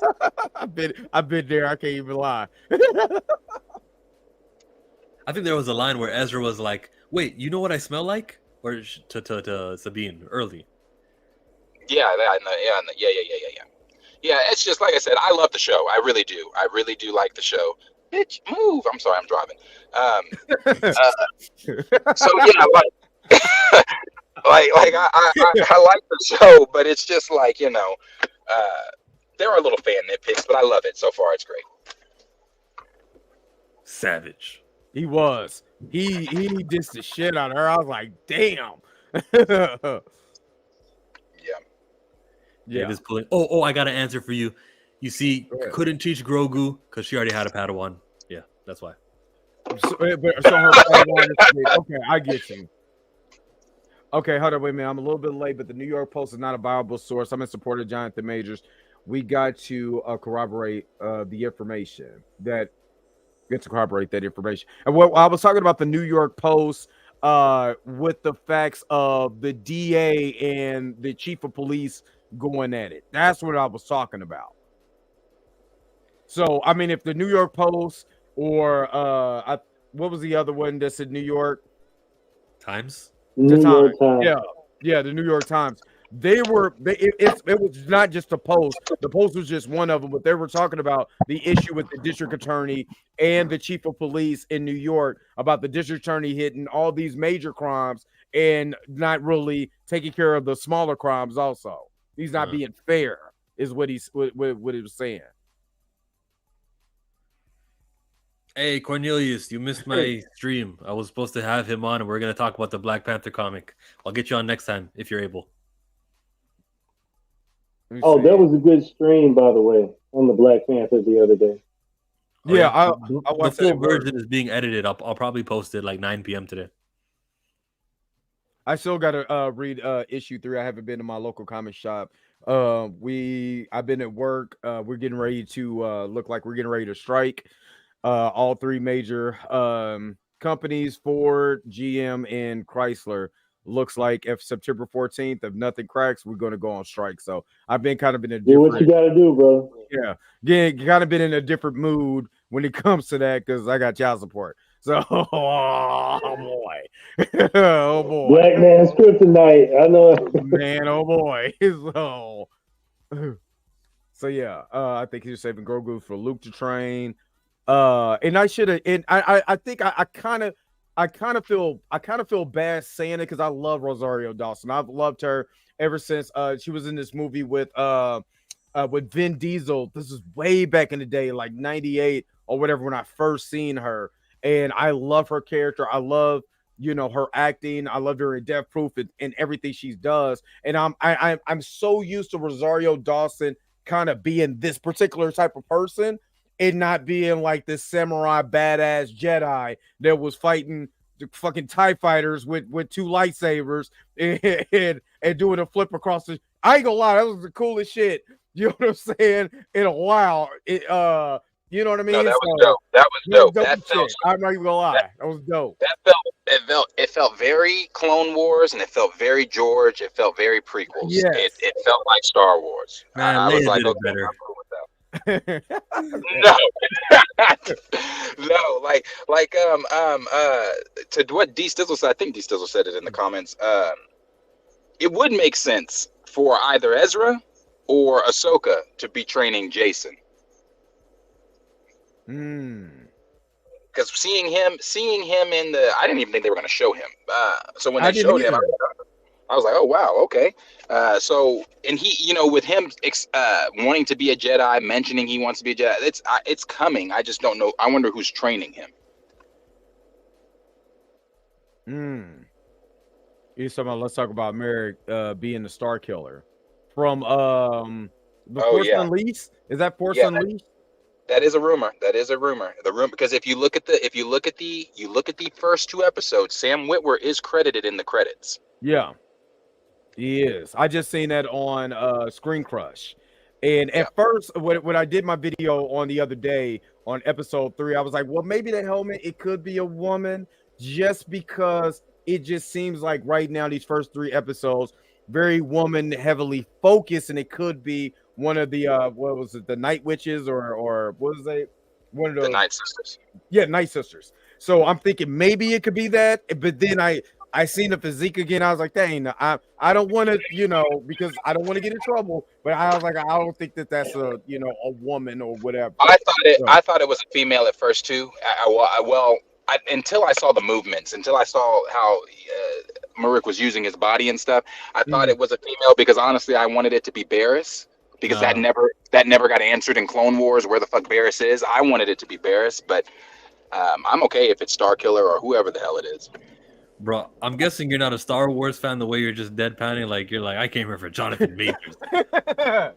Oh, you know I came here for. You already knew that. Yeah. No, honestly, I grew up on Star Wars. Man. I'm in my 40s. I grew up on Star Wars. But when I saw Princess Leia floating outside this force projection, all that stuff, and I saw her just not train for like, what, 3 days? And then she's got it. Yoda told Luke that he's too young. You know, you're too old. You can't learn anything. But Rey can that just turned me off so bad. I unplugged from, but I was there from the beginning.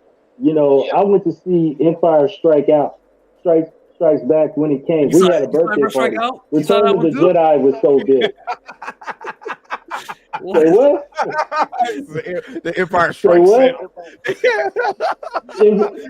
The Empire Strikes Back. But it was just, I'm telling you, ever since Jar Jar in '99, when the prequels came out, I was just more and more disappointed. Because that's my childhood. That's something that I had a Millennium Falcon. You know, it meant something to me. Yeah. The whole being a Jedi, it seemed to stand for something. And what I was asking you about development of female characters, my problem with most female characters is they don't go through the rigor. Like I told you, Rocky. We know Rocky knows how to box, but every damn movie, he's got to get a coach and he's got to learn how to box again. He's got to learn all over again and got to build himself again. And with Star Wars, the protagonist, when it was Rey, she didn't do any of that. She just caught on to it. But they so did kind of do turned it with me Ahsoka, off. though. They did do it with Ahsoka, and they did it. What was it? What was the shorts that came out last Tales year? of the Jedi. Tales of the Jedi. When they literally have, Anakin's my boy, but Anakin was like, "Do it again," and had her get shot at. I mean, she's getting blasted. But see, and that scene is that episode is so beautiful, because again, Star Wars, it's supposed to be poetry. It's beautiful because when you look at that episode, then you go to the very last episode of Clone, or I think not the very last episode, but the Order 66 episode from her point of view. The moves that she was taught by Anakin, you see her using against the clones. Yep. And it was beautiful. It was beautiful. I love Star Wars so much. Moments like that, when it comes to full connectivity, call me what you want, brother, I tear up. I was like, that was beautiful. That was beautiful. Like, you know, and to go back to what brother was saying about the sequel trilogy, I feel the exact same way. When I saw Leia, Mary Poppins her ass back into the ship, I laughed my ass off at the movies. Yeah, I was like, what the fuck are we doing? What about all those boulders? She's just being able to use the force. She's not even taught.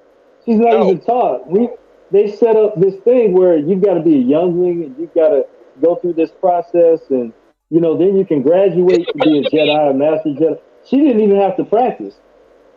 No, it's supposed to be rigorous training that you go through as a Jedi. It bothered me. 3 days. It bothered He me way had 3 before days. that episode.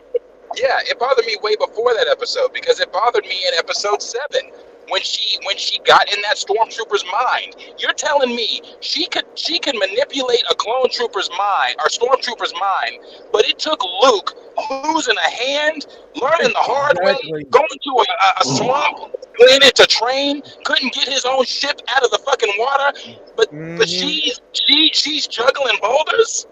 Exactly. She doesn't even have to try. Yoda said, "Do or don't do. There is no try." She didn't even have to try. She just was. And the problem I had with it is I grew up with these characters. I grew up Luke Skywalker. I mean, Luke Skywalker. He's a hero. He ain't no hero. He's scared to fight. He's a coward. He's a hermit. He doesn't do anything honorable. They even had him drinking some blue titty juice from some kind of goat or something. I was just like, what is this? Why are you taking my childhood and trying to destroy it? What, you know? So I think there's a lot of, I'm just telling you, there's a lot of emasculation of male characters. I'm not exaggerating. But Luke Skywalker is a good example of that. Yeah, no. And that's why I said, no, that's why I was saying, that's why I like what Dave Filoni did with Ahsoka. And that's why I was kind of, now that you explain it, maybe I got to look at it from what Chill and Darius explained it. Maybe I got to look at it from a different lens. But they developed that character. That character went from an annoying Padawan to a badass Jedi. Like, so there's so, and to me, that's how you build that character development. You know what I mean? Tales from the Jedi made me appreciate her even more, knowing the way that Anakin, you getting trained by the baddest goddamn Jedi on the face of the planet, which is Anakin Skywalker. I don't care what nobody says. And you took his training and you actually applied it. And then you fought him man, dude. I like Ahsoka. So that's why I'm like, what are we doing? I was like, I'm looking at this like, what is going on? Maybe I need to chill out. Maybe my expectations of what I seen prior to is, charging my or clouding my judgment. And I need to give, her a little bit of time because she's going to have a badass moment. I'm like, you know what? All is forgiven. I was tripping. You know what I'm saying? Episode 5. It's coming. It said it's coming. And then I know Rex is coming. I know that because I looked at IMDb. There's a bunch of people, but what I'm saying is there's a bunch of people coming. Anakin is coming, so there's some things that's getting ready to happen. I don't want to. I'm not going to spoil it for anyone. I don't know who all is into the leak culture or anything like that. But the leaks for this show came out a while ago, and so far everything is matching up. When I will say this. If you have been bored with these 3 episodes, shit's about to get buck wild crazy in these next 2 episodes. Episode 5 is going to blow minds. I can promise you that right now. It's going to blow minds. The things that they are about to do in this episode, or in these next 2 episodes, is going to be crazy. It's going to be crazy. Okay, I have hope. That's what I did in my. I have hope. Can I ask you a question real quick? Has anybody seen Blue Beetle? Yes. I was surprised. I didn't know I was gonna like it. Yeah. Oh yeah, it was good. I went in there with a little because I watched Cobra Kai, so I've watched Cobra Kai for years. I've seen this guy grow up, but I didn't care for his acting in this movie, but everybody else brought it. George Lopez, his sister, they brought it. But I don't know what happened to him, but he's a better actor than that. But it's a good movie overall. But it's not making any money. Okay, D Sizzle, when I make I'm gonna give me a MODOK shirt, and I'm gonna have an apology when these, because me and him got an inside joke about MODOK. But I'm gonna make an apology video if these next 2, if what Darius is saying is true. I will make a complete apology video, and I will put the clip from Thanos when he said maybe I judged you too harshly. So I will do that. I will admit when I'm wrong. Yeah, it's going to get crazy, and it's going to it's going to end on a cliffhanger as well, because as you know, this show is going to then feed into Dave's movie, Heir to the Empire. Yeah. And to backtrack on Blue Beetle really quick on what Claiborne was saying about is it's not making no money. That's Warner Brothers and DC's fault. One, poor advertisement for this film. The disconnect between the fandom with DC films, the confusion coming from James Gunn. 1 minute James Gunn says that he's the first character in the DCU, but his film doesn't matter in the DCU. Then him saying, well, we're gonna see if we're gonna keep Sholo on, depending upon if the film does good, and all these other things. Like you're confusing fans. Oh yeah, he said that, brother. He said that. Then he said, then you got the whole thing going on with the fandom that don't really know who Jaime Reyes is and things like that. That's like, okay, well, who is this Blue Beetle character? And does this film matter with the reboot? If it doesn't matter with the reboot, why am I going to waste? I'm not going to waste my money to go see it. I'll just wait till it's on Max where I can see it with my streaming for free. In 3 months. Yeah. Because it's going to be streaming next month on HBO Max. It's not even staying in September. It's not even staying. I don't believe it's staying in theaters for a full month.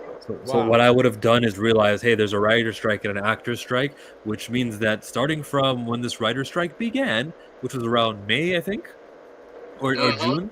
Starting from June until now, no one's able to write anything, which means that movies next year in the summer are taking a hit. There's going to be just an empty vacancy of, there's nothing that we got here in the August month of 2024. You know what you could have done? You could have pulled Blue Beetle from its little time slot that it had this August, and you could have said, nah, we're going to wait until next year. And when there's that hole, when there's nothing, that's when we'll advertise the Blue Beetle, and then people might actually, because it'll have no competition. Right now, you're competing with your own Warner Brothers films, Barbie and Oppenheimer. They're not done eating, and people are going to choose to go pink, and then it's costing blue. Really, I think what they should have done with Blue Beetle, and a lot of people might disagree with me, is what they originally planned. It should have just went straight to streaming. I think it should have went straight to streaming, because I don't think no matter what they did, even if they did release it next year or whatever, I don't think no matter what they did, this film was never going to get asses in the seats because of the disconnect with DC and the fandom.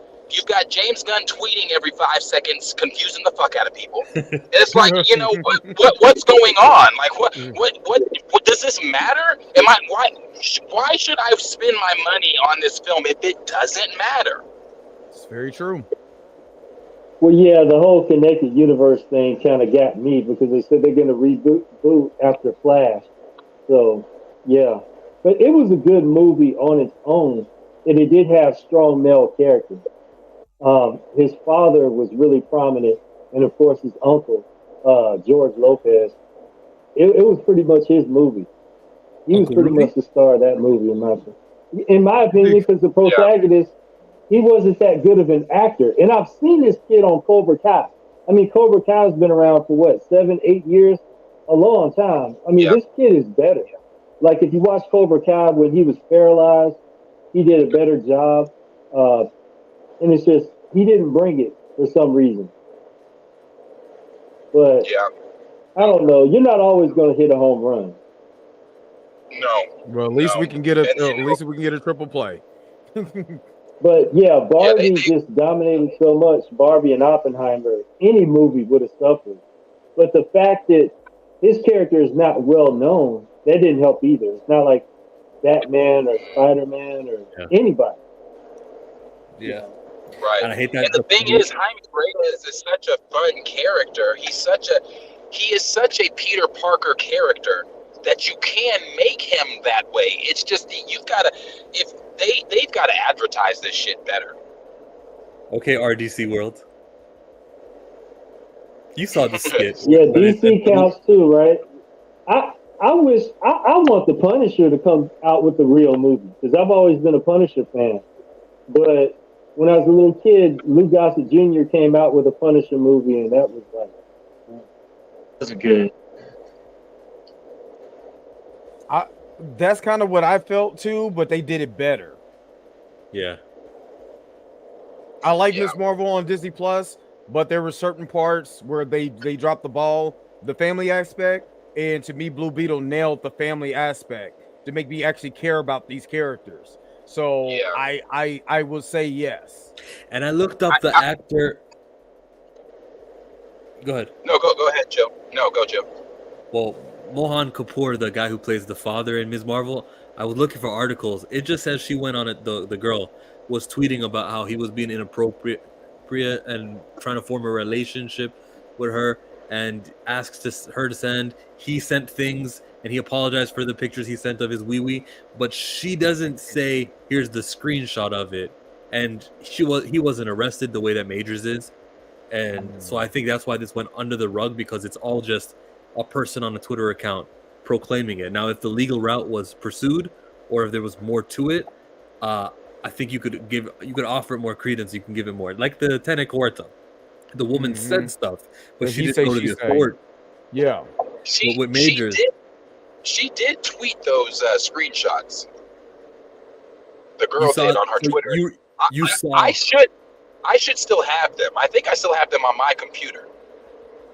So the screenshots that he sent allegedly with his phone number up top of the phone, that's.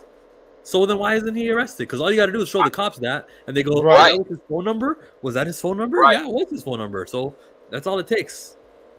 Yeah, you're right. So why isn't he? So why doesn't she not pursue it? See, that's the thing. When enough time passes, you start asking questions like, well, just go to the authority. Is it because it's in another country? And like, what is the background of the girl? Is she in India? Where is she from? I want to say she was from here, I believe. I could be wrong. Don't quote me on that. My position on the matter is that until the arrest happens, or until formal, and it's more than just accusations, even screenshots can be convincing and people can lie and stuff. But until you go that extra length where you involve, where you pursue this legally, I'm just going to look at it the same way I look at everything as just chatter. Because I could accuse Dramac right now of sending me pictures that I didn't want him to see, right? I could say that easily on his own channel. You think I would lie on his own channel and I would sacrifice my integrity? No, like, there's nothing to go off of except for talk. Right. That's true. I do want to ask y'all this, since we're so far off the... yeah, we are. I want to ask y'all this. What are your thoughts coming up with, because the next Marvel project we're getting is the Marvels. Where are your minds for that? Hope it's good. Technically, when I found out it was 90 minutes, I was going back and forth. I forgot who I was going back and forth with. I think that's good. And the reason why is because a lot of these movies, you have so much fluff and stuff that doesn't make any sense. They end up becoming plot holes later on. If they keep this movie tight and on point and on task, I think it'd be good. And the comparison I used was the 1990 TMNT movie. You got your characters, you got plot points where you're hanging with these characters, you're getting to know them. They get to the MacGuffin of the situation, which is rescuing Master Splinter. They get their ass kicked. They have a redemption story. They get their ass kicked again. Master Splinter saves them in the movie. Good. I just want it to be streamlined. I don't need extra fluff. No. If you're not gonna do multiverse shit in this movie, don't pitch me any of that. Get straight to the goddamn point. That 90 minutes is a good point. It's evident this will be a Captain Marvel 2, where they can name it whatever they want. This is not a story about 3 heroes, because if it was, they would need that screen time. Think about Civil War, which had all these superheroes. It was a little bit longer than 2 hours, wasn't it? Or Infinity War, that was really jam-packed. Here, you would think, well, it's 3 people's movies. No, it's not. This is the Carol Danvers flick that we're about to get. And will it be received well, Cornelius? No. But don't forget the trailer that they put out happened to air during the Barbie screenings. They put out a trailer the day Barbie came out. Yes, they did. So they know all the women who, Barbie appeals to women. They all got to see this. Oh my God, 3 women superheroes. This is awesome. And that casual base, who is not us, may receive well to this. Don't forget that first movie made $1 billion. $1 billion. Yep. I was about to say the audience is there. Do you know what demographic women is? half of humanity. Let's not pretend they're not this like, oh, this little minority. They're underserved, but they're not this minority. So that Barbie trailer and the positioning of it is going to result in, I don't know, let's project. I'm going to give you 700 million. I was going to say 850. Sound like Bob Barker. Let's say we so? the price is right. I think 850 million, just because what Chill said, they got that Barbie audience and everybody, you know, associate themselves with Barbie. Now you could be able to pitch that same thing, you know, about being a superhero. And now you don't just have a white superhero, you have a black one, you have a Middle Eastern. You know what I'm saying? Go ahead, you know, get the little cutouts where your daughters could be, you know, in a Captain Marvel suit or a Spectrum suit, you know what I'm saying, or a Miss Marvel suit. You get in there, you take your pictures, all the little girls doing it. It's so many ways to market this thing. And you, like Chill said, actually women are the majority, you know what I'm saying, slight majority of America. So yes, if Barbie can, I understand why Barbie did the numbers that they did, but a lot of it was marketing.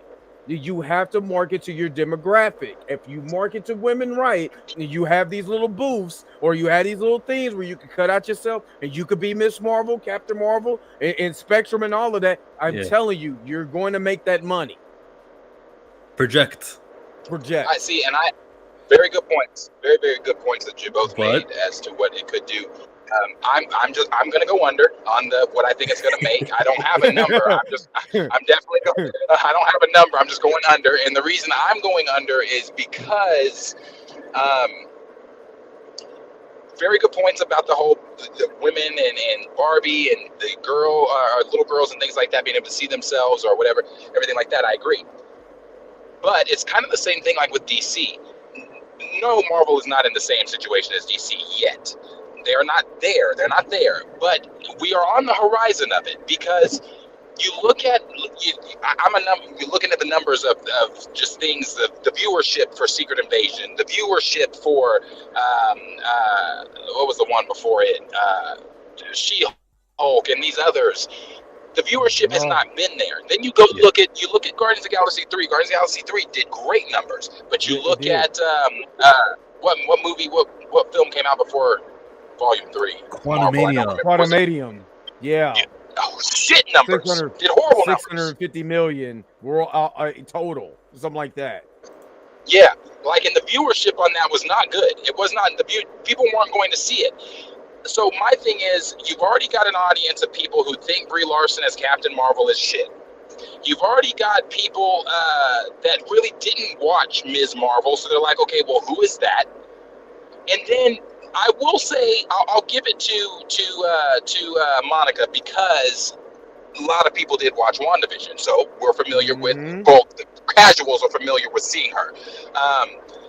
But I think that because of where Marvel currently is, with that film coming out in November now, you've got Loki season 2 coming out before it. You've got Echo coming out before it.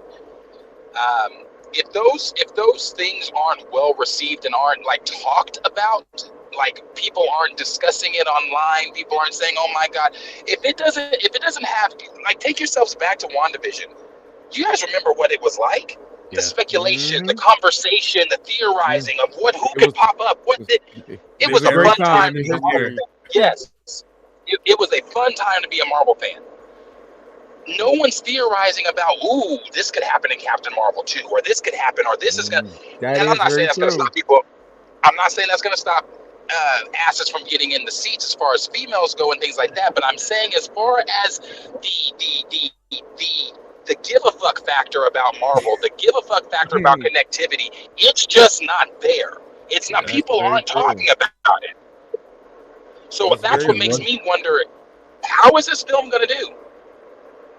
Unless you get to the film actually is very good, you know, it is, you know, let's dare say it's amazing. You get in there, it was like, holy shit, you know, for 90 minutes, it was actually really good. Word of mouth spreads, people come to the movies, and that, you know, and word of mouth is the biggest thing. And that is, and another thing is that I personally want to see it. I want to support Monica Rambeau. I'm not even going to be shy. Sure. And that's it. You know what I'm saying? I want to support the sister in the movie. You know what I'm saying? So most definitely, I just even in that aspect, I'm going to go see the movie. And the director. You know what I mean?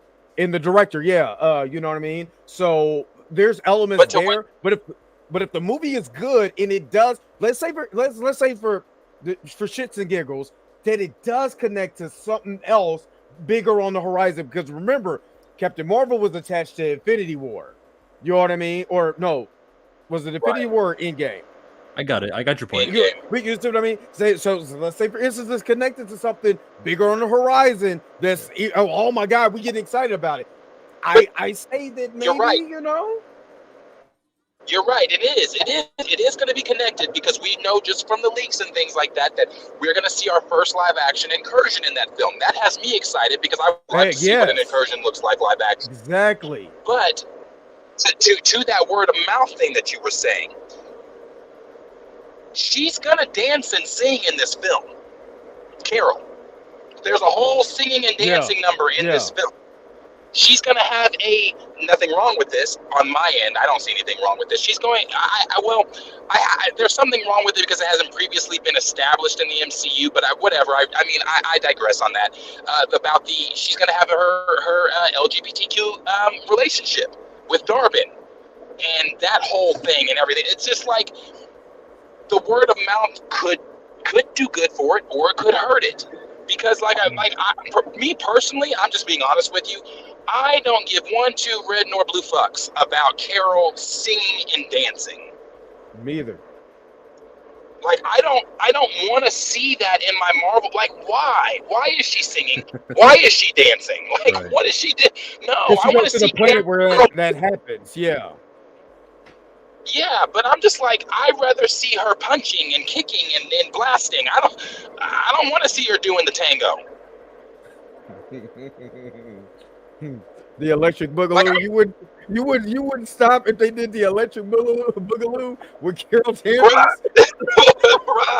Hold on, I got to come on screen for that one. No, I don't want to see any of that. Okay, like none of that, bro. None of it. Like none of that. Like I want to see her being Carol Danvers, bro. Like I said, I don't know. I mean, only thing we could do is just really go see it and see what this. I don't think that number, because I know from the leaks that they go to a planet. That planet, that's how they communicate. I don't think it's going to be that long. Now, if it's long, drawn out, stupid, you know what I mean? Not necessarily like doing what they did in the Eternals when they went to go see Kango.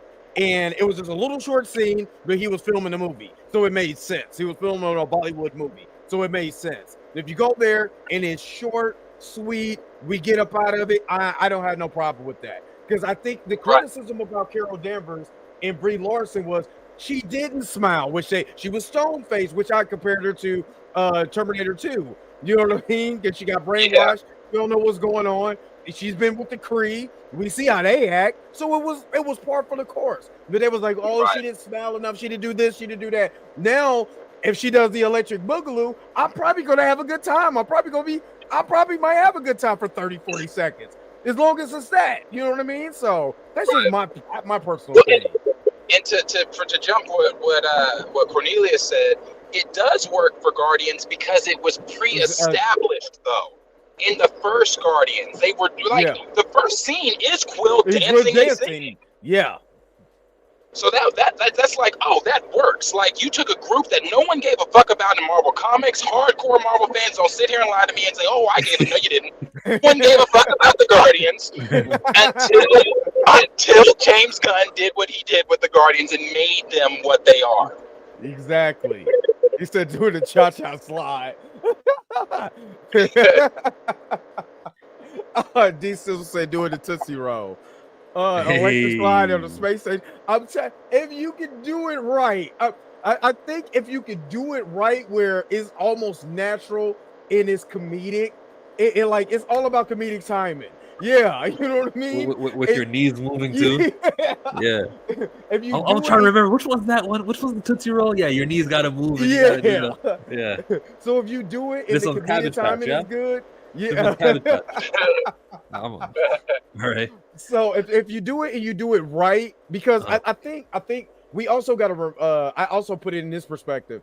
We've had a lot of almost heartbreaking and kind of to the point where almost silliness in the MCU. And what I mean by silliness, Thor: Love and Thunder with the goats. You had two beautiful storylines that you damn near ruined by having fucking goats in court. Faces Gore get it on with, you know what I'm saying, with his other rock buddy. You understand? It didn't make any sense. Yeah. You understand? You had Quantumania where people got pissed off because the ants destroyed the shield of Kang the Conqueror, and then he got depowered, but then beat the shit out of Ant-Man, and then got sucked into whatever. You know what I mean? So just been some problems.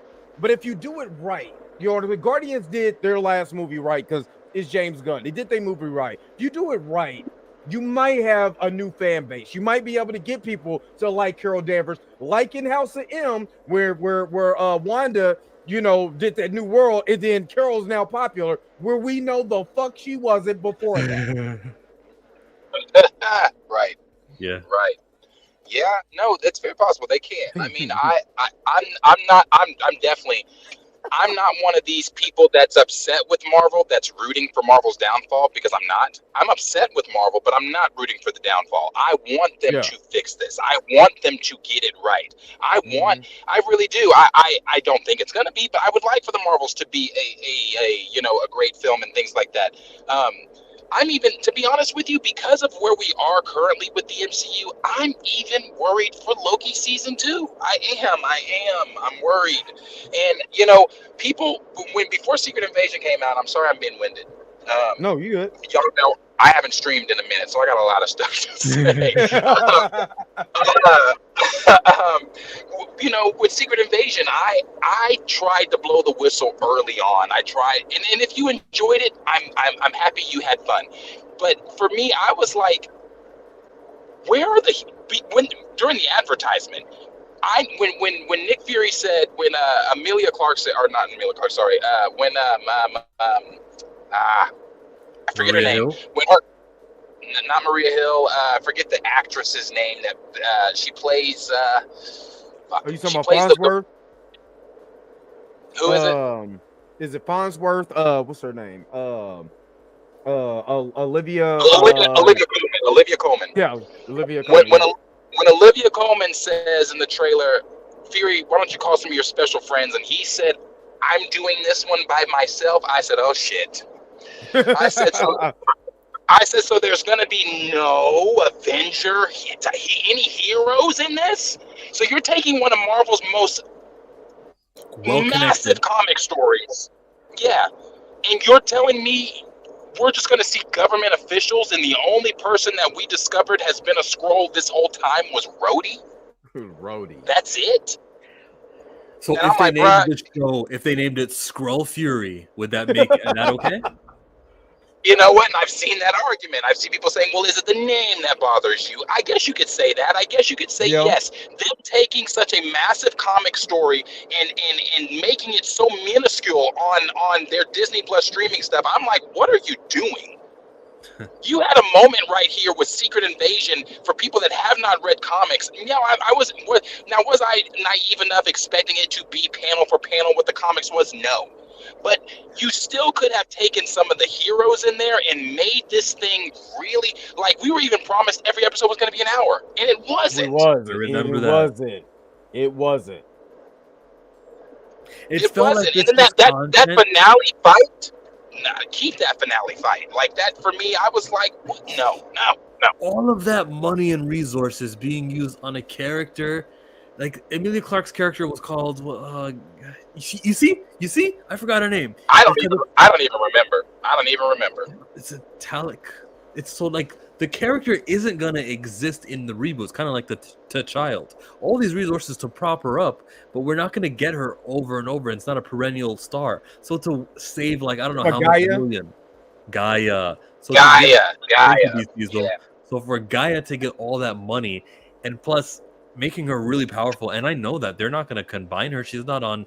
Emilia Clarke's expensive. She's not on the casting of all these other shows that are coming up. You really just created something and not realize what you're doing. Are you guys even storytelling? Star Wars is, because they know the next time you see Ahsoka, they knew that last year, even before the show came out. But something at Disney, at Marvel, I think they realized they have to do Disney Plus shows, and they're like, okay, well, just Moon Knight. Where's Moon Knight been since? How has the Moon Knight Khonshu shaking the sky and moving the stars? How did that affect the Guardians of the Galaxy or Thor: Love and Thunder? It never came up. Apparently, the world, they all looked up, because they would show you like scenes of just people driving their car. Whoa, what's happening to the sky? Okay, so it's not just happening, for two people. It really happened. Why are we not talking about the sky? Why are we talking about Tiamat and the Eternals? That movie came out 2 years ago. And it's still not talking about. It's like continuity isn't their friend, and that's what made them strong. And if you look at DC, the lack of continuity is costing them, because I can just wait till streaming is a common phrase that someone said it earlier, and we don't have to. They're realizing slowly, superhero genre is in, but also the fact that they are attached is in. Unfortunately, Star Wars gets it, but Marvel isn't getting it, or DC either. No, Marvel. I'm sorry, Marvel's not getting it at all, because I was one that was trying to still be hopeful at one point. I gave it, I was one that my viewers did not care at all for Agatha Coven of Chaos. I was one that really did care, but now I don't give a fuck about Agatha Coven of Who Gives a Fuck, because it's like, some of the things I've seen about the leaks for the show, it's like we're getting another new character invented by Marvel.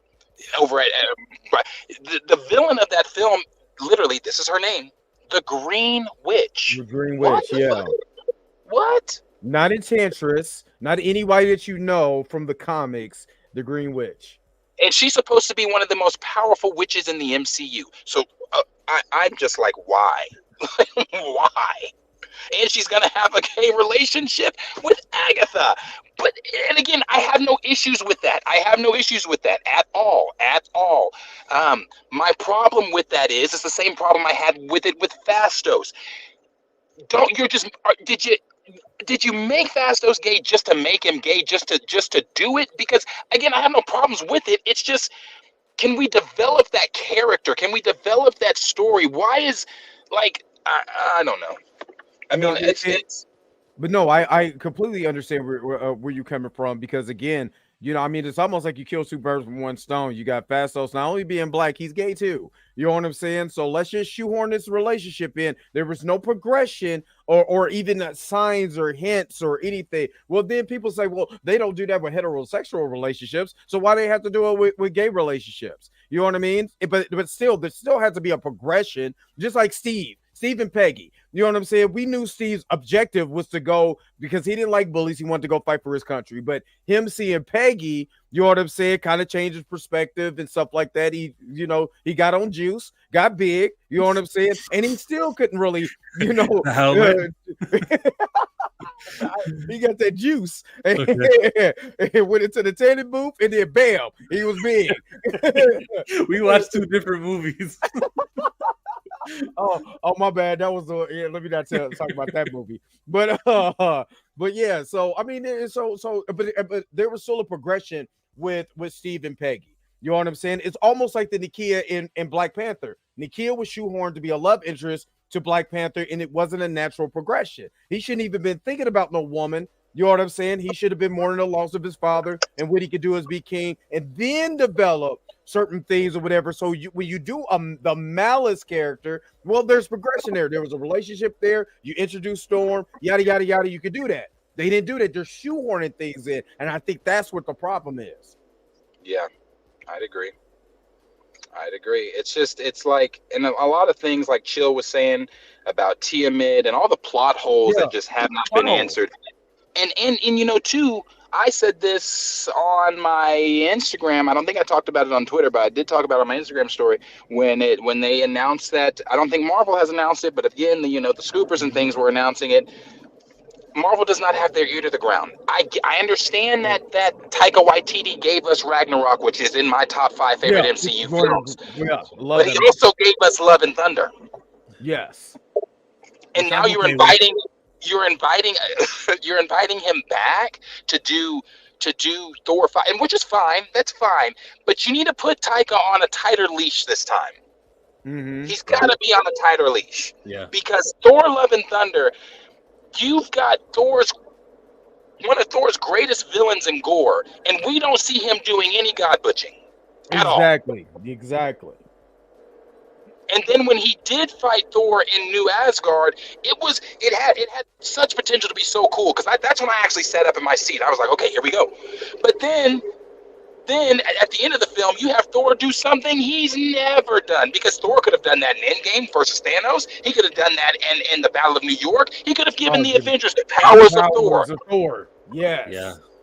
Like, what the fuck was what is that? Exactly. Yeah, bro. Like, there's just so many plot holes and things that have not been answered. Like, they got a lot of work to do before we get to. But that was one of my arguments about having a long, like, say for instance, Miss Marvel was 2.5 hours. How much you want to bet that 30 minutes of that is going to be plot holes is not going to be satisfied for 7 years, or you're probably not even going to hear about it. You know what I'm saying? In 10. So keep it a tighter movie so you can have less plot holes, get straight to the goddamn point. You know what I'm saying? Let's do the movie like that, so you don't even have a situation where you're like, okay, we got this gigantic ass celestial that's coming out of the thing that we're never going to address, or we got this MacGuffin over here that we're never going to address. We got this over here that we're not going to address. Oh, we might think about it in a movie 7 years from now. That's because we're trying to tie everything together that should have been tight in the beginning. Right. That's all I'm saying. Right. 90 minutes, you can also have more screen times during that theatrical run. Exactly.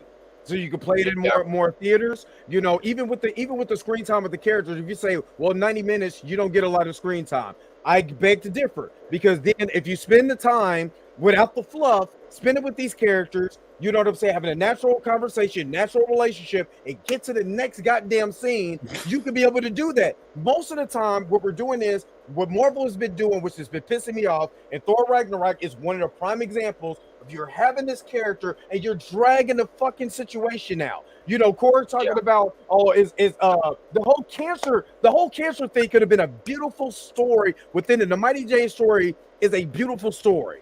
You could have did more with that, but no, we got to have this goat screaming. No, we got to have Corey being annoying, which is, I think, Taika Waititi's ego was wrapped up in the core, because I got to be in this movie and I got to be annoying. I don't care about how you make your kids. I care about what Thor is going through right now. Why did Thor give his powers to these children and not to the people in Endgame? He could explain it. He could have just turned to the camera and said, "Y'all could have did that a long time ago." You know what I mean? And it would have been funny, and it would have been at least an explainer. But no, we're just doing shit. And I'm tired of movies just doing shit that has no payoff in the end. Yep. Like, you know, I mean, it's just it's a lot. I mean, and you've even got you know, with Captain America 4. I'm tired of Anthony Mackie's face. Oh, you know why? You know who I am. I'm not an Anthony Mackie fan at all. But you've got the things going on in Captain America 4 with, like, you know, him building the small Avengers team, and then, like, the rumors of Hulk being in it. Like, what's going on with Hulk? How long is this man going to be in these Hawaiian shirts? How long? Exactly. Like, how much longer are we dealing with that? Like, and then are we ever going to explain Scar anymore? Like, and I get it. She-Hulk just kind of happened. I get it. I'm giving them a little more time on the Scar stuff. But with Hulk, if after Captain America 4, if during Captain America 4, he does not revert back, there's a problem, because one of the main villains in Cap 4 is Red Hulk. So you're a powerless Captain America is going against Hulk. The other three villains that are supposed to be in this film, because there's supposed to be 5 villains. Yeah, Seth Rollins is one of them. Sam Wilson and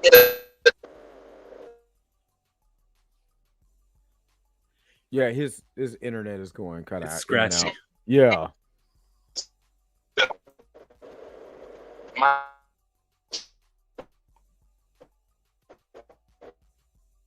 patchy. I hope you can hear us, but your internet's going out.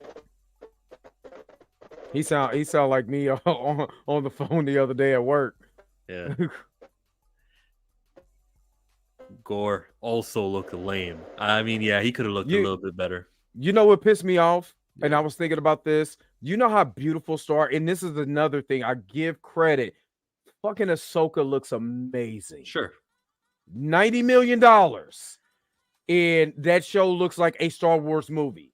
It does. It looks like a Star Wars movie. Good. And then I get to Thor: Love and Thunder, which was the budget was what, 150 million, and more. Christian Bale's face, or more than that, and Christian Bale's face looks like that. You know what I mean? The world looks like that. Quantumania looks like that. You know what I'm saying? In certain scenes. You know what I mean? Like, and one thing I do, I always pull up these Diesel comment. What did he put? He said it's the reason why Planet Fanatics went down. It's Nate Moore interference. Nate Moore. But you know what I mean? You got this. You like the first two episodes of Ahsoka looked like a movie. I'm not gonna lie. It looked like a movie. It still looks like a movie. That fight scene with the dog fight that they had in the stars of going to that planet was amazing. And I'm sitting there and I'm looking at Marvel movies like, where is the disconnect? Yes, they do a lot of practical effects in Star Wars. So where is the disconnect? What is going on where this movie looks, this show looks amazing, but you have this, it looks like shit. Or certain parts looks like shit. Not saying it all, but certain parts. Some guys know how to film with the volume, and Dave Filoni and those ILM guys and everyone who's technical and used it, they know. They prepped. They did everything right. Remember, don't forget the fact that he's got an animation background may have even helped out with that. That's true. So he can preset these things to his. And he was able to execute, and he created scenes that fit the volume. He created planets that fit for the volume. While I think the Thor people were like, okay, yeah, we can use the volume to shoot things. Sure, let's shoot a big scene, and it just wouldn't fit with the volume. Or exactly. And Kenobi, I saw video essays on Kenobi and how there were some weird things. You remember when there was a gate that Kenobi needed to just walk around? Yeah, just walk around. But they shot it during the volume, and using that volume scene, if he walks further, he'll hit the screen or something. So they made some stupid decision to shoot the gate. It was very weird. Yeah, you got to know how to use the technology also, and just it's like a filmmaker. You give Steven Spielberg one of these things in 1970, and he's going to kill it. You know. Yeah. So did not know I was going to be on this stream for 3 hours. 3 hours. Yeah. Not to mention the prior stream. Yeah, I was listening to you from the start until I got home. Yeah. I think the first stream was better though. Like this one's lacking, honestly. Yeah, this was terrible. This Chillmonger stream was the bee's knees. Chillmonger. Yeah, Ryan Coogler is credited for filming this stream. Now you got that D-Sills like, yeah. Oh, but maybe he was agreeing with my volume take. I don't know. I don't know. Nah, he been trying to get me to get this MODOK shirt for months. So I'm about to go ahead and look at Amazon and see if I can get me a MODOK shirt. And what is a MODOK statue? But yeah, hopefully I was thinking Darius was going to come back, but I think he was just in the area where it's going to be bad. So I'm going to go ahead and wrap this stream up. If you haven't, well, obviously you've been watching this stream. There is a video that premiered while being live on this stream, and that is the reaction to Jerome Kersey, not Jerome Kersey, that's the former basketball player. I think it's Jermaine Kersey. He does he's a defense attorney out of San Diego. Check out that video. He's talking about Jonathan Majors. There go Darius. He's talking about Jonathan Majors in that video. Okay. So Darius, you good? I know he has a stream for a while, so I want to give him some, some airtime. Yeah, give him some airtime. And this is the first time he came on my stream too, so that's awesome. Man. Hold on, what did he say? Marvel has too many fake pointing. It just depends on the movie. I said I don't say it's all the time, but there is certain times where I would agree with that. Poignant. Darius, you good? evoking a keen sense of sadness or regret. It is, but it depends on the movie, because Guardians, there's a reason for that. Thor: Love and Thunder, there was points where you could have made that and could have really hit home, but no, we got to have Korg singing and shit and dumb shit. Yeah. So yeah, I'm going to go ahead and I'm gonna wrap this thing up because I got to take a nap and go get my kids in 2 hours. So I appreciate you, Chill. Made sure to get this done. So make sure to if you haven't, you're an idiot. If you haven't subscribed to Chillmonger. Yeah, but if it wasn't for him, I wouldn't even be on this live. But I technically ain't gotta go to work today because we are on short work week. So that sucks. But yeah, other than that, man, Anthony Lackey, y'all are silly. I'm about to get out of here. Appreciate you guys. Make sure to check out the video on Jonathan Majors that I posted today. And then he's still trying to come in. It says device is not even connected. I kind of want him to, so he can say his piece so he can get out. I don't want to. Okay, I'm not going to end it yet. Don't go nowhere. Okay. I want Darius to finish all the stuff he's been missing for months. Nah, don't let him, because then he'll have to come back here and stream. He'll have to do his own Planet Fanatics live stream, which we've been not getting. He's been exactly, man. The time slot he chooses is the perfect one. It's right. He does right before midnight. He'll pop off because that's that, and that's about when everyone needs to go to sleep, right? But he'll go for 3 hours. The guests are popping. I need to feature some of these guests. I need Q. Oh, why are you here? Because I'm gonna let Darius get his stuff together. Did you do anything about do anything for Bray Wyatt? I did a video, kind of my thoughts. I got to see Undertaker's one-man show, and they did the 10 bells during the show. I'm not gonna lie, it hit me a little in the feels. I'm not even gonna hold you. I teared up like a baby. You good? Hey. I apologize. Listen, I'm driving for one of my drivers was late today, so I had to do his route. So I'm like in all these backwoods.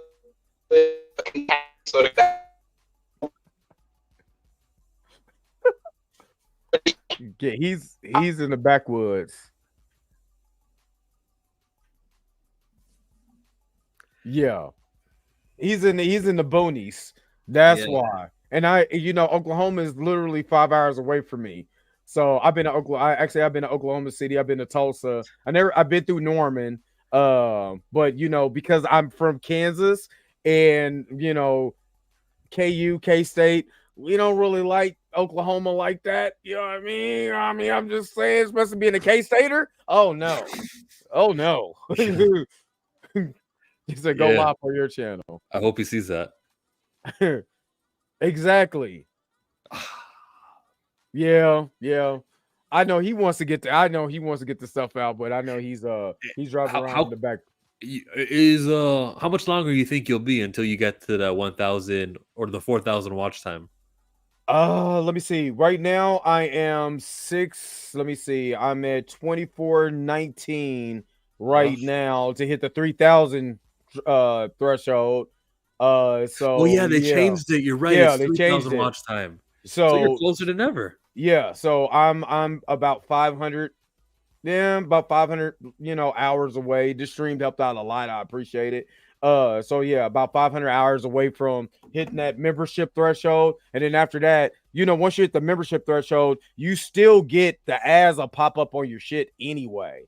You know what I mean? So once I hit the 4,000, won't be that far from after that anyway. So we're getting there. That's man. That's all I got to say. Kimoyo Kid, I said I was gonna make a video talking about what you were talking about, and because Kimoyo Kid he went down a route that I'm not trying to go. I'm not trying to go that way, but I don't know. He is a member, and I feel somewhat beholden to giving him like a true response. So I'll give you that on my members feed. Yeah, and I'm still trying to work out what I'm gonna call. I don't know if we're gonna be the Mac Crew, but that sounds like something that you have at McDonald's, so I don't want to do that. So I got to figure out what kind of crew we gonna be. You know what I'm saying? So we'll work that part out. Darius, you good? Now he's in the uncanny valley right now. Maybe he should turn off his camera because the phone will use less energy Yeah. on the video. Yeah, turn the camera off. Yeah. But yeah, they got him in the uncanny valley right now. He's being. This is what Darius would look like in AI. I'm off this. I actually gotta, get off my button because I've been sitting on this, and I switched midway. I hope you guys caught that. Attack. When I see you. When you guys brought up the chair, right? I got the folding chair out, the WrestleMania folding chair. I seen that. All these wrestlers down there. That's dope. Did you actually hold on? Wait a minute. Did you get that from WrestleMania? No, it was a SmackDown taping. Oh, okay. I didn't show you this. No, I didn't see that. Oh, you don't know the story, bro? No. Yo, stick around for. I'm gonna have to find the video. Oh, you're not ready.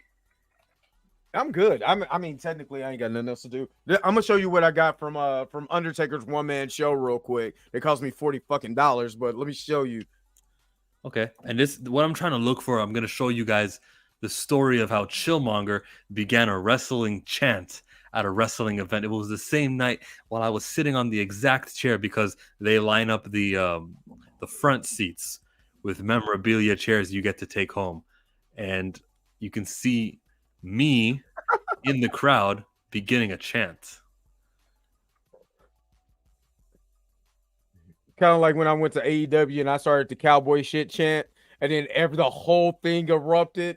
That shit was awesome. That shit was awesome.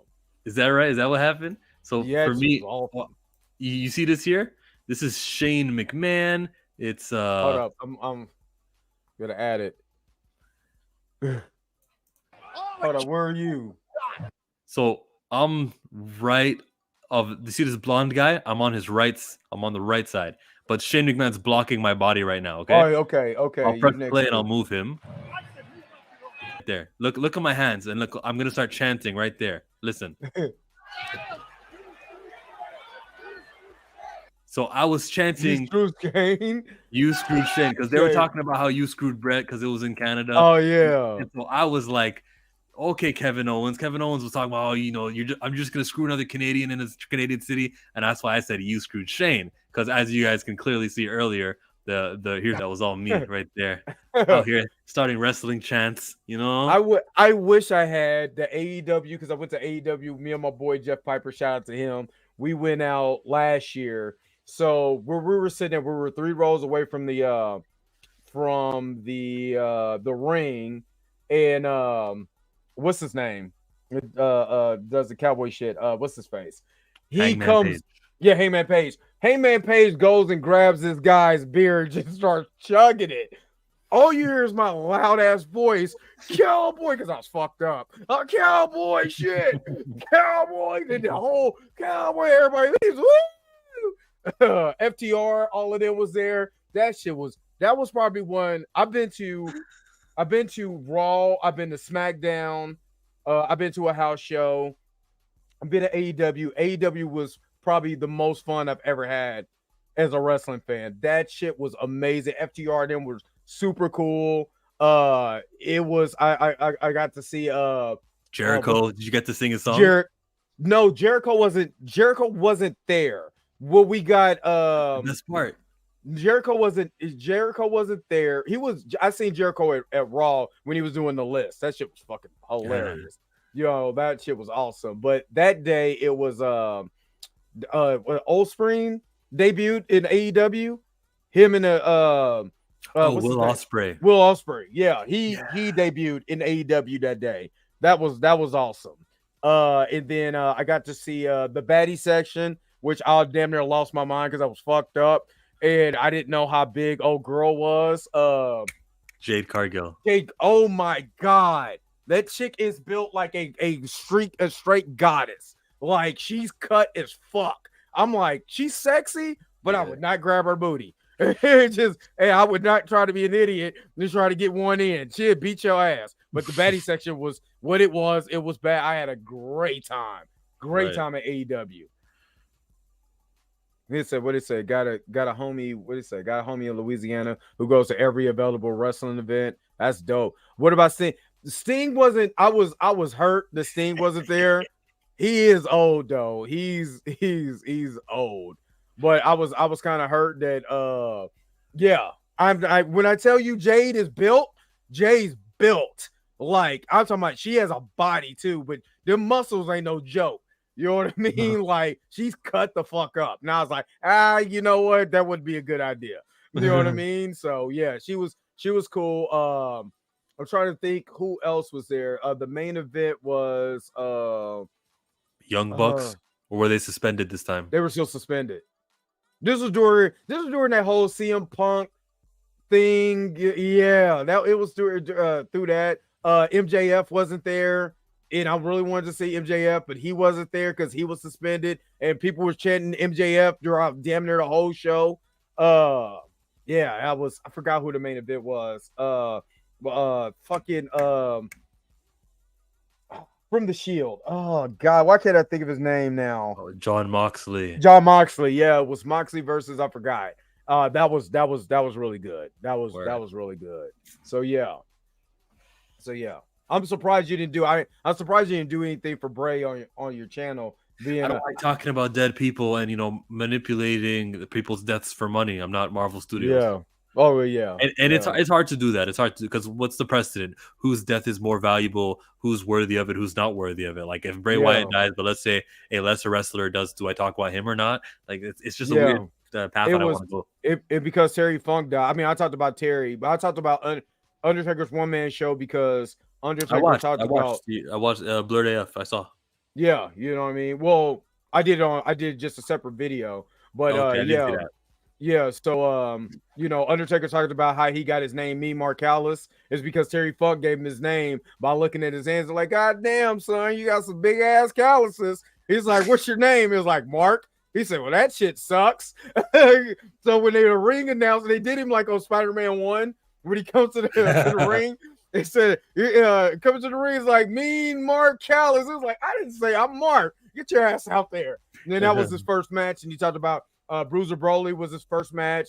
And you know what I'm saying? And that. And then he talked about Bray. And then, that was after the team bells for both of them. So that's kind of how I kind of did it on that one. You know what I'm saying? Growing up as a wrestling fan, watching NWA, Terry Funk, you know what I'm saying, part of NWA, WCW, and all of that, and then talking about Bray. So that's kind of how I did it on my channel. But yeah, I was a big fan of Bray, Brody Lee, you know what I'm saying, and all of those guys. So yeah, he died because he had complications from COVID that affected his heart. I guess he was supposed to wear a defibrillator at night when he sleeps, heart defibrillator, and he died in his sleep. So yeah, kind of sucks. So yeah. Well, anyway, enough of that depressing shit. We are not invincible.